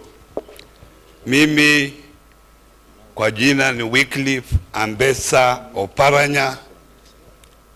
Mimi nimekuwa mbunge wa Butere miula 2, miaka 10, na pia nikawa waziri wa mipango na maendeleo ya kitaifa katika serikali ya Mwai Kibaki na Raila Amolo Odinga, na nimekuwa gavana wa Kakamega kwa miula 2 pia, from 2013 to 2022.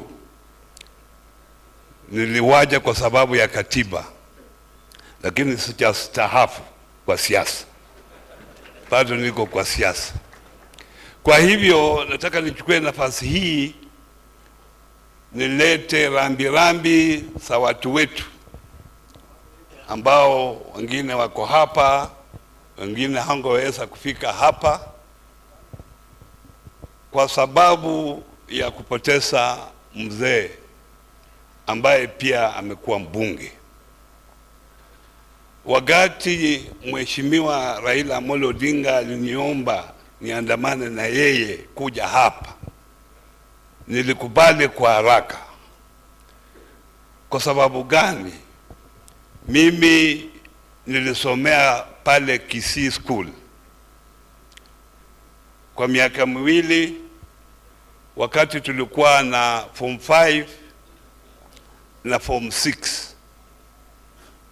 Mkiniona hivi kwa kimaisha, Kisii imekuwa na impact kwa mimi kabisa.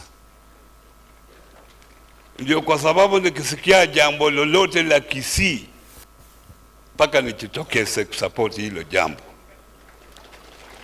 Ndio wakati nilisikia baba nakuja hapa, nikasema niwache mambo yangu niungane na yeye tuje tuomboleze mzee. Na pia hapa Kisii nina marafiki wengi wale ambao nilisoma nao, kama Onyonga yuko hapa, alikuwa form 1, form 2 na mimi nikiwa form 5, form 6. Alikuwa ananipikia chai. Siku hizi yeye ni senator. Nina Sagero hapa, rafiki yangu wa miaka 30 yuko hapa, na wengine wengi ambao wamechakuliwa. But aswa mjue Kisii High School wakati wa muhula ya kwanza ilileta magovernors 5.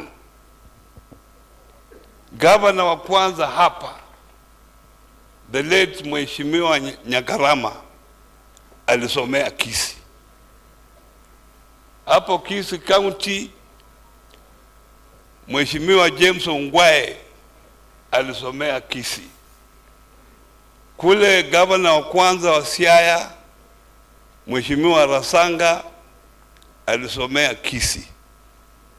Ule governor wa kwanza wa Kisumu, Raguma, alisomea Kisii. Na mimi mwenyewe wakati huo nilisomea Kisii.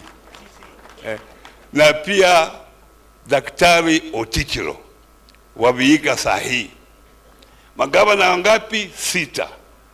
Sasa nyinyi mnaona ile impact ambayo mmeleta katika nchi yetu ya Kenya. Na kitu kimoja ambao I learned when I was here, Kisii are very hard working people. Unajua mimi nilitoka kwa ile shule ya nyumbani, ile ya kutoka nyumbani na unaenda unarudi nyumbani, uone mambo mengi. Siku hizo watu walikuwa watembei mbali mbali kwa sababu mazingira ilikuwa mbaya. Nilikuja hapa Kisii ndio macho yangu sasa ikawa naona mbele. Na hiyo nawashukuru watu wa Kisii, tutakuwa na nyinyi. Hii mambo mengine ya siasa nafikiria mkubwa yangu ameongea, na sisi tuko katika upinzani kuona ya kwamba wananchi wanapata maisha bora kabisa.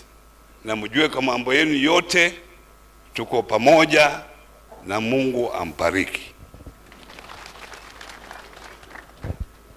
Nataka niite gavana mwenzangu. Gavana mwenzangu tumekuwa na yeye, tunajuana kabisa, karibu kabisa. Alikuwa deputy governor, sasa ni full governor. Asanteni baba, asanteni Oparanya na Wangari. Familia ya Kegoro, leo nimekuja hapa kwa niaba yangu na kwa niaba ya baba yangu yule amelala. Kegoro alikuwa rafiki yangu, anisaidia hata mambo ya kura.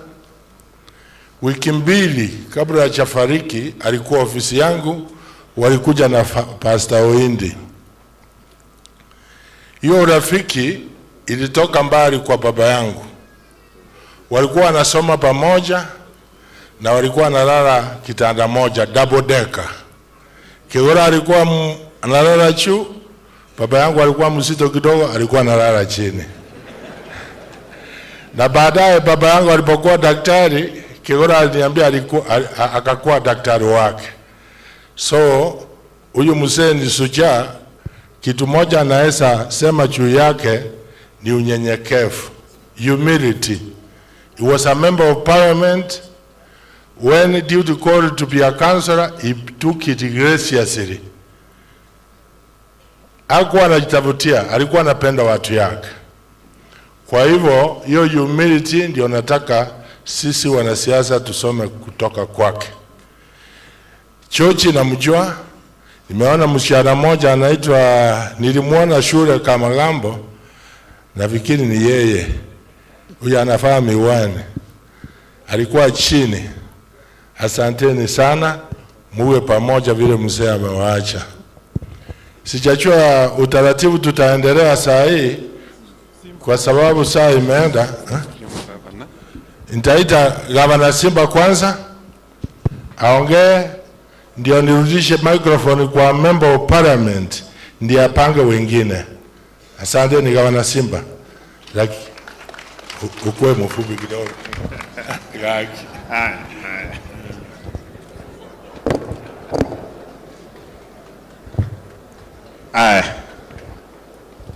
Wacha tuimbe hii wimbo. Bogimo buyo bwenge. Aya, tuanze.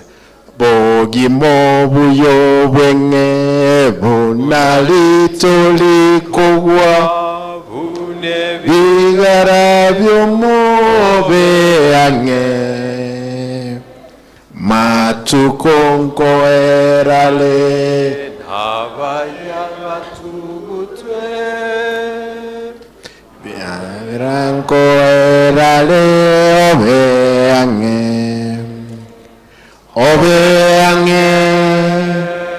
Obeange, Yesu gakurangeria obeange, Bana sevive gesieli na gesiekwe, Virubia ombosa obeange. God is good all the time. And all the time. Mtanikubalia nichukue nafasi hii nipeane pole yangu kwa familia ya mzee Kegoro yote, kuanzia Mheshimiwa George ambaye amekuwa rafiki wangu kutoka niwe mjumbe. Nakumbuka kwamba alikuwa karibu sana. Kanisa, asanteni, nilikuwa nimechelewa kidogo kwa kanisa nyingine, lakini kubalia niseme haya mambo mawili. Mimi kama gavana wa Kisii, na nashukuru Mheshimiwa Oparanya, umesema mazuri juu ya Kisii. Kisii wakati huo ilikuwa Kisii mzima, Nyamira na Kisii. Sasa tuko na kaunti mbili. Mimi na mwenzangu mzee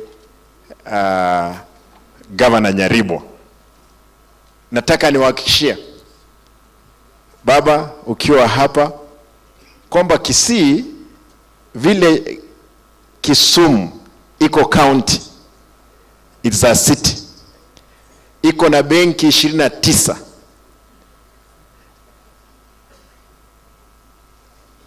No. Kisumu iko na benki 18. Kisii iko na benki 31. Mpaka na tuko na Central Bank ambayo ina serve Homa Bay, Migori, Kisii, Nyamira, Kericho na Bomet. Kwa hivyo Kisii, ukweli usemwe, ndio capital city ya pande hii. Na mimi nafurahia mambo mazuri mmeongea juu yake. Mzee Kegoro mimi sikumjua, mimi ni kijana mdogo. Alikuja bunge wakati tuko anakuja na tusalimia pale. Familia ya mzee amelala. Miaka 90 ni sherehe. Kwamba familia imebaki, George wewe umeshikilia ushukani, peleka familia mbele. Mnikubalie niseme hili moja. Ndugu yetu Pisinje, unajua leo ndio nimekuona. Wana kuhurumia wakati ulikuwa unateswa na yule mzee wa pande ile. Hapa pia tumeteswa. Baba ameteswa. Amelala jera miaka 9. Lakini tunaona kwamba Mungu akipenda raundi hii yawezekana kwamba tutoboe. Ama vipi? Ni hivyo. Baba shikilia, tuko sisi kama wanajeshi wako, tunashikilia vizuri. Na nataka niseme hili nikimalizia. Sisi kama jamii ya Omo Gusii na nataka niseme kama Mwadventista mimi ninaamini katika haki. Haki hii ni kulinda mali ya umma. Na mimi nataka niseme hivi, hapa katika kaunti ya Kisii, ufisadi, sisemi kwamba mimi ni malaika niko na kama mweupe kama pamba, lakini mambo ya ufisadi, hii ndio tuliapa. Baba, wewe umesimama kwa hii mlengo, na nataka niseme sisi kama Azimio tumesimama kuhakikisha kwamba ule ufisadi ulikuwepo umeisha.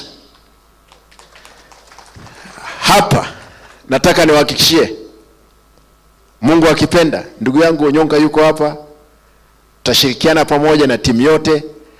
Tukishirikiana pamoja tutachinja ama will slay the dragon of corruption in Kisii and other counties will follow in. Kwa hivyo nataka nijitolee niseme kwamba mimi niko katika mstari wa mbele, tutahakisha tumepewa nafasi. Mzee Kigoro amekufa katika mwaka wa 90. Yaani niko na miaka 50 kufika 90. Naomba kwamba mimi Mungu akipenda nife katika mwaka wangu wa 100. Yaani miaka mingine sisi fanya makosa, lazima nihakikishe kwamba tumeshikilia jamii yetu ya Omo Gusii, vile vile kaunti ya Kisii. Na baba, wacha nikwambie, mimi ndio msemaji rasmi wa Omo Gusii, na nitashikilia jamii yangu yote pamoja, na hao wote wamekubali. Mzee profesa yuko hapa, mzee wa nguvu, mtatusaidia kuhakikisha tumemaliza safari. Kwa hayo mengi, mimi nataka nishukuru kwa kuja kumsindikiza. Tunasema mzee aende safari salama. Asante, Mungu awabariki. Asante.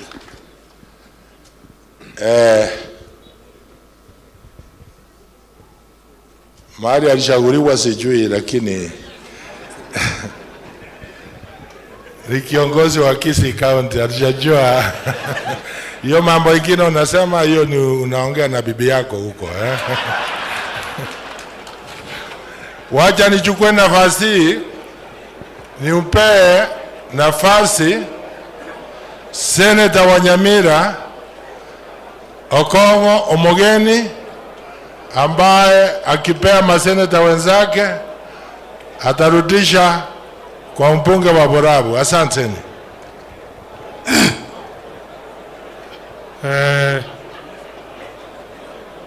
Governor, kiongozi wetu wa Azimio Raila Amolo Odinga, mandugu zangu wa familia ya mzee Kigoro, dada yangu Jane, dada yangu Trufena, ndugu yangu George, dada yangu Asnath, ndugu yangu Paul, dada yangu Mary, dada yangu Asnath na ndugu yangu Fred. Kwanza kabisa, kabla sijamuita ndugu yangu Mheshimiwa Onyonka Senator azungumze, wageni wale wamefika, baba pamoja na Mother Karua na Oparanya. Baba, mimi nazungumza kama kijana wa mzee Kigoro kutoka kule nyumbani. Mzee Kigoro na baba yangu ambaye amefariki, mzee Gekara, walikuwa wa ndugu na walikuwa rika moja. Na huyu mzee Kigoro, mimi wakati niliingia siasa alinishikilia kama kijana yake. Yeye amekuwa mzee ambaye ametembea nami tangu niingie siasa. Kwa hivyo nimempoteza mtu ambaye alikuwa rafiki wa roho na ambaye alikuwa ni baba yangu kabisa.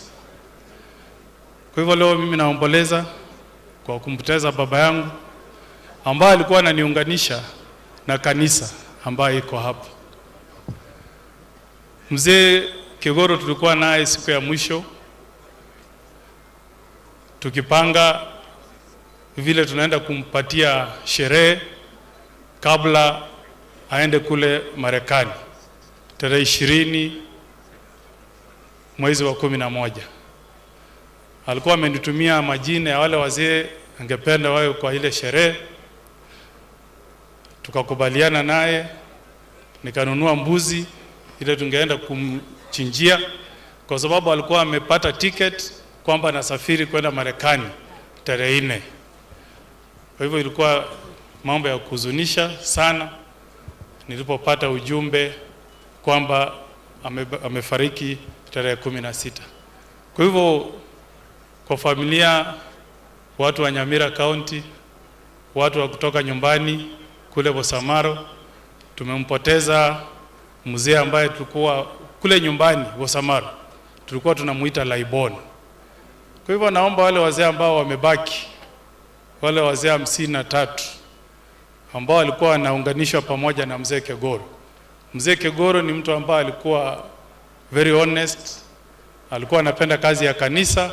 Mimi nawaomba mshikilie hapo, nyinyi pia mkae watu mlio wekelea utumizi kwa kanisa na watu wetu mbele. Tumempoteza Musa, lakini tutampata Joshua ambaye atatupeleka kule Canaan. Kwa hivyo poleni sana familia, na Mungu aweke rohoni roho ya mzee pale pema peponi. George, from ever since mzee died, I've been with your family as your brother, and I want to announce here to the Kegoro family that from now going henceforth, I'm your dear brother, all of you, the Kegoro family. If you have anything you are doing as a family, please involve me as your brother. And if there is anything I'll be doing from the Mogeni family, I'll involve you as our brothers and sisters. Mungu awabariki sana. Sasa nataka nichukue nafasi nimuite senator ambaye atamuita Steve, mjumbe wa West Mogrango. Na wakati namuita Senator Wanyonka, baba umezungumza maneno ya siasa. Mimi nazungumza hapa nikiwa na huzuni sana, kwa sababu hii jamii yetu ya Omogusi, huyu mzee tunamuzika alikuwa ni mwalimu, na mwaka uliopita kwa bidii ya wazazi wetu na wanafunzi wetu, shule yetu ya Nyambari ilifanya vizuri sana kwa matokeo, na tulikuwa tunatarajia kwamba mwaka huu matokeo itakuwa hata bora zaidi. Lakini hii serikali ambayo umetaja ya UDA imewaandamiza watoto wetu. Wakati walikuwa wanafanya mtihani, baba, walitumiwa watu ambao walikuwa wanatoa hao nguo kusema kwamba sisi wa Kisii tunaimba mtihani. Sisi tunaimba mtihani kweli? Tunaimba mtihani kweli? Tunamwambia Mheshimiwa Ruto, hata kama anatudharau kivipi, sisi kwa hii serikali hatuna hata PS hata mmoja. Tangu independence hatujawahi kuwa na serikali ambayo hajatupatia hata PS hata mmoja. Lakini tunamuomba asiende kutesa watoto wetu, awache watoto wetu wafanye mtihani kwa njia ya amani na utulivu, na tukipita aheshimu kwamba Wakisii tuna akili, sisi sio waizi. Kwa hivyo tunakemea hiyo pepo mbaya, ishindwe kabisa hiyo. Hawa mapasta ndio wanaombea watoto wetu hawa tupite. Sisi hatuibi mtihani. Sijaiba mtihani ndio nikuwe wakili. George Kegoro ajaiba mtihani ndio akuwe wakili. Oparanya hakuiba ndio apite kutoka Kisii School. Kwa hivyo tunaomba sana baba, wakati unapigana na hii maneno, hata tena tumesikia katika university hizi maneno ya school fees, hizi basari ambazo zimetolewa na serikali kuu, tunasikia majina imeenda na watoto wetu wale wako university wanafanywa ukora namna hii. Mara Karua, nikikuja wewe nikuambie watu wetu wa Kisii wanajaribu kunyanyaswa eti tusiende tukapate elimu kuu katika university kule juu, ungana na sisi. Tunataka kama basari inapeanwa kwa wanafunzi wa university, hata sisi wa Kisii tunatoa kodi. Si tunatoa kodi? Hatutakubali. Mheshimiwa Wanyonka, na kwanza nimefurahi sana ndugu yangu niliposikia kwamba Simba Arati amesema kwamba mtafanya kazi pamoja. Hiyo ni furaha yangu, na unajua mimi nakuheshimu sana, Sisi kutoka kaunti ya Nyamira tunaheshimu wewe, tunamheshimu Simba. Na ni ndugu zetu. Sisi tukiona mnafanya kazi pamoja ni furaha ya sisi. I'm sure hata governor atafurahi. Ukiona vivi tuko na hivi, saa nyingine tuna tofautiana. Lakini tukipata maneno ni ya Nyamira tunafanya pamoja. Hata katika hii sherehe ya kumpatia Kegoro sherehe ya mwisho, governor alishirikiana na sisi na vile vile governor wa Kisii. Kwa hiyo mimi nakuombea ndugu yangu kwa niaba ya hao pastor wako hapa, mshirikiane, mfanye kazi na huyu ndugu yangu Simba Arati.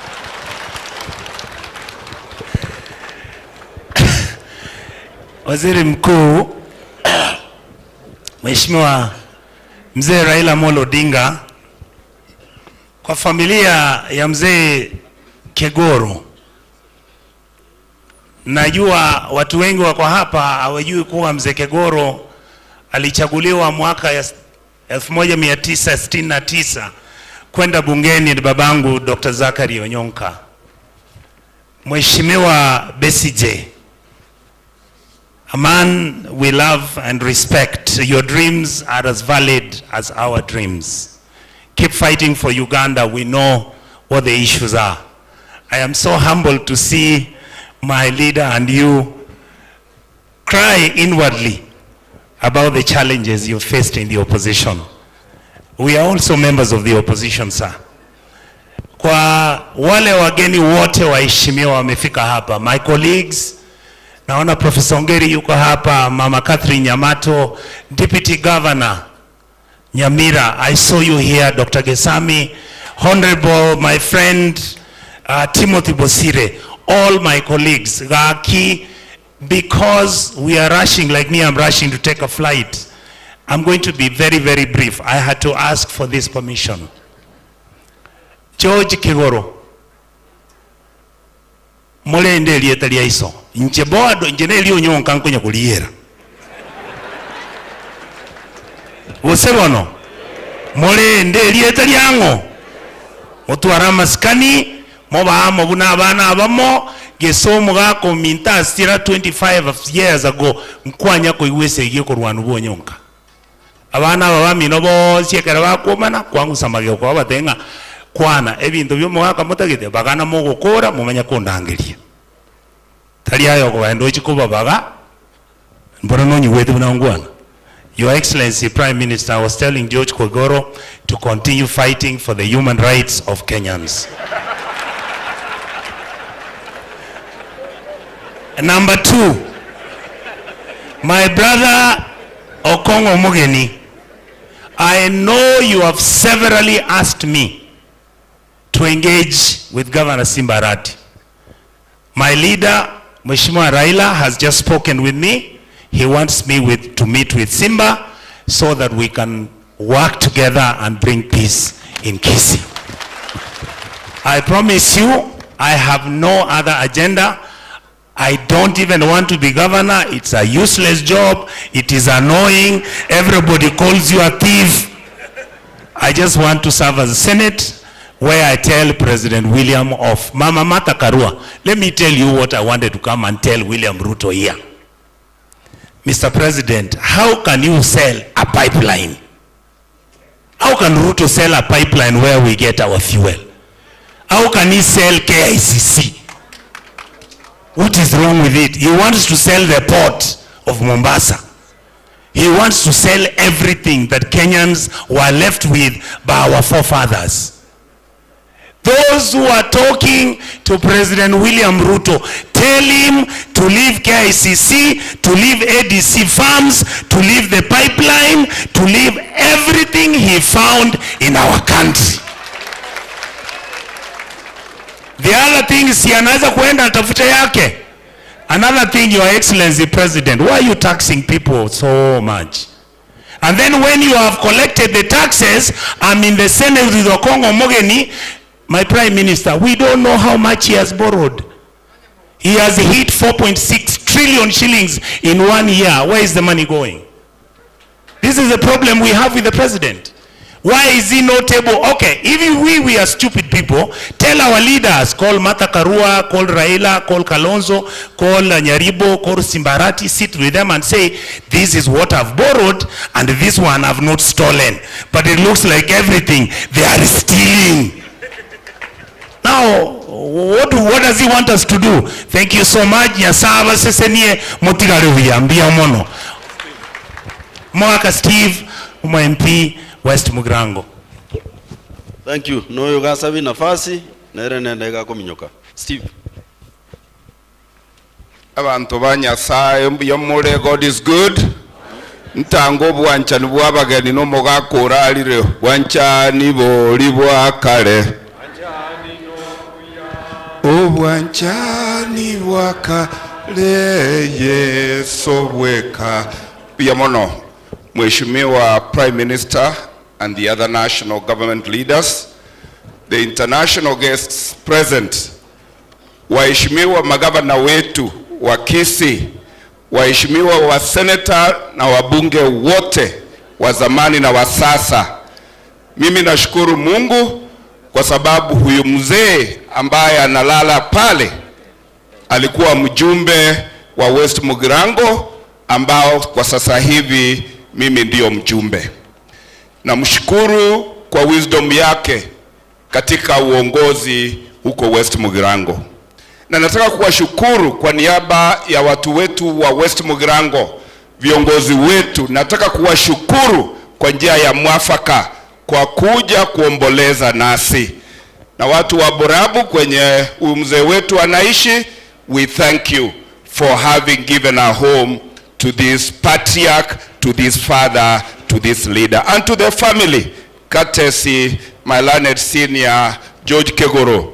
You've made us proud as a constituency, and I can assure you that what your father showed us in terms of mobilization of people, in terms of networking, you are an epitome of the legacy of your father. We will work with you. But also, while you are doing international assignments, do remember we have a home. Let us have a trickle-down effect, tusaidiane tuende mbele. Mimi nawatakia wageni wetu safari njema mukitoka hapa, na abantu baminto ba West Mugirango bali muatego kagocha gwakero mugakoyo kwa heri tiganya saba buchelie ebikombe bya ino biteke. God bless you all. God bless Kenya.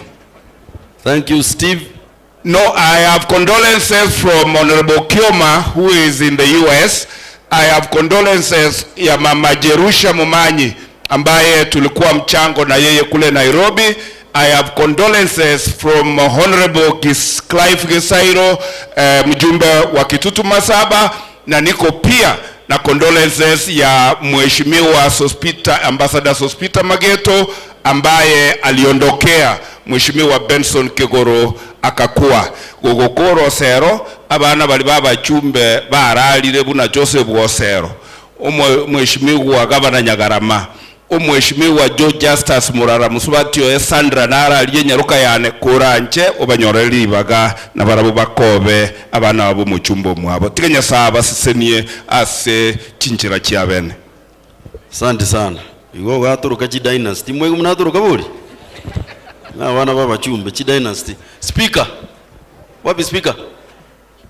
Dakika moja uite MCAs hapa wafanye mkono namna hii tuendelee. Bua ndio hiyo.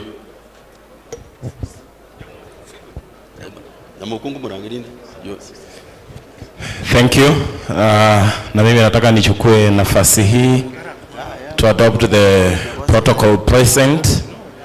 Na mimi nijulishe waheshimiwa ambao wamekuja hapa kuomboleza familia ya Mheshimiwa Kegoro. Abaheshimiwa baliwe county assembly ntaete motenene ikiara na banata yabigo asemole mbatambwe asenge nchiye chinsa.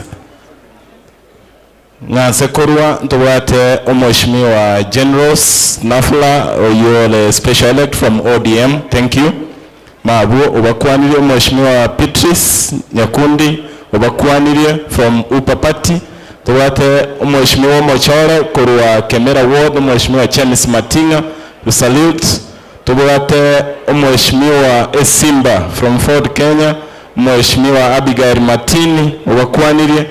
mkwanire omheshimiwa Dickson Machungo nero yo mheshimiwa Machole ODM tuwate omheshimiwa Korunyansiongo Ward mheshimiwa Dennis Kebaso obakwanire tuwate omheshimiwa Kenneth Atuti Nyameno mheshimiwa Kurugesima tuwate mheshimiwa Upa Chairman Nyambega Gisesa from Rigoma Ward tuwate omheshimiwa Samuel Ogeto nero yo bakwanire mheshimiwa Machole Korwe Ward ya Manga mheshimiwa Julius Matwere mheshimiwa Korubunya Matuta tuwate deputy speaker Agali Thaddeus Nyabaro obakwanire Korwe Kerenyo mheshimiwa Lydia Mosiere special elect Mbiamono mheshimiwa Simba UDA Doris Nyamanga obasaliutiri mheshimiwa Edina deputy leader of majority Edina Obara nero yo special elect obakwanire mheshimiwa Lamex Square Onyancha commissioner mheshimiwa wa Itibo Ward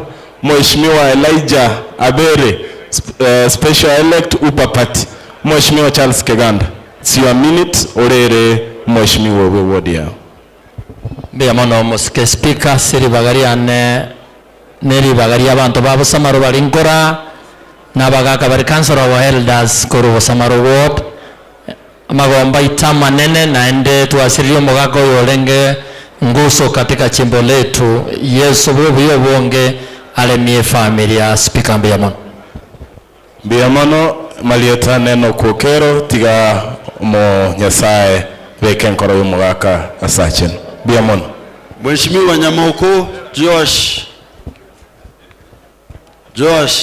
Nyamoko uyu nere chairman ya ito y'abachumbe abagusiye ekaratori bunge Josh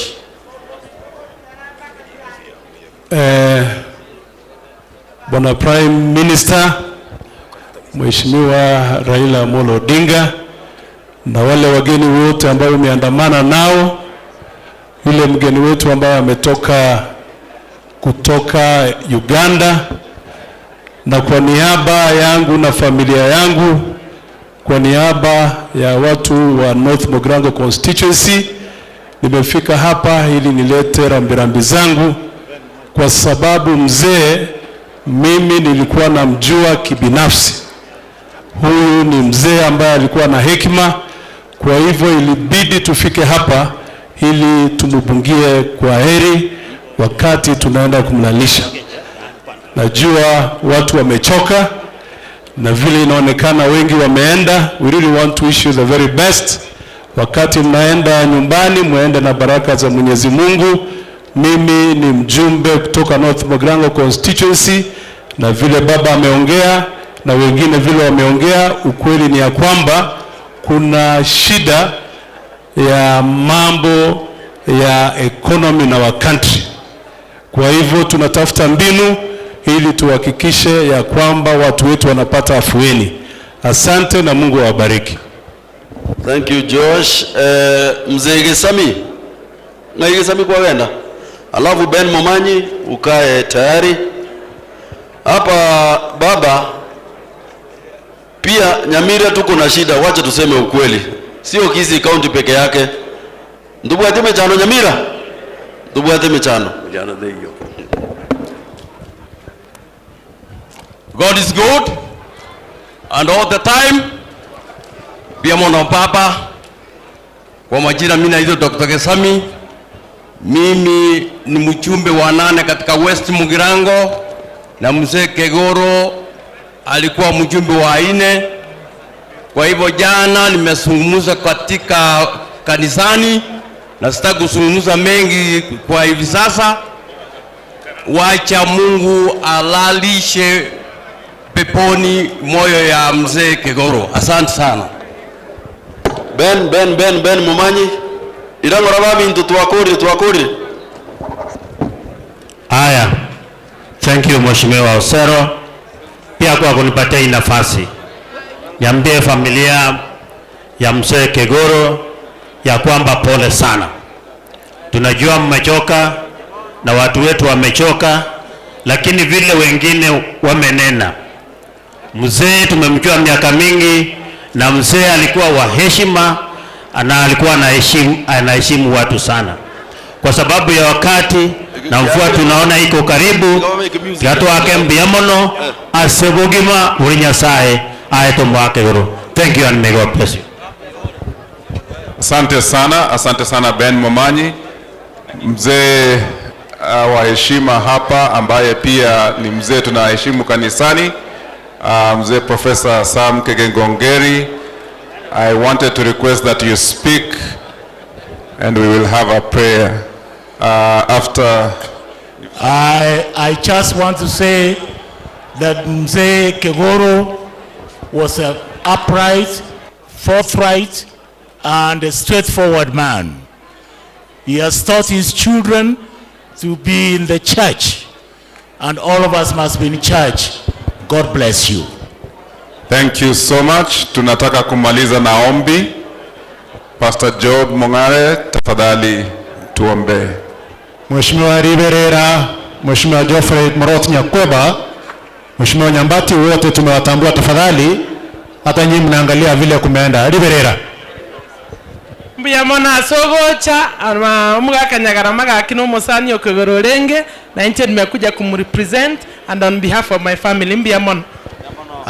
Sasa tumemaliza mkutano, naomba tusimame ili tufunge mkutano wetu kwa kuuliza Mungu aweze kuendelesha kipindi kinachosalia. Let's pray. Baba yetu na Mungu wetu atupendaye, tunashukuru kwa sababu ya jinsi ambavyo umeendesha programu hii. Umekuwa kiongozi tangia tuanze wakati mzee alipolala mpaka sasa hivi wakati ambapo anakwenda kulazwa mafumbini. Tunaleta familia iliyosalia katika mikono yako. Watunze, wahifadhi, wape tumaini lipitalo kaburi, na zaidi ya hapo waandae kwa ajili ya ufalme unaokuja. Kutano lote ambalo sasa hivi linatawanyika, tunaomba neema yako iweze kwenda pamoja na kila mmoja hadi tena wakati mwingine. Baraka zako siwe tele juu ya kila mmoja, katika jina la Yesu tunaomba na kuamini. Amen. Asante sana Pastor. Kufikia hapa sasa tumefika tamati mwa sherehe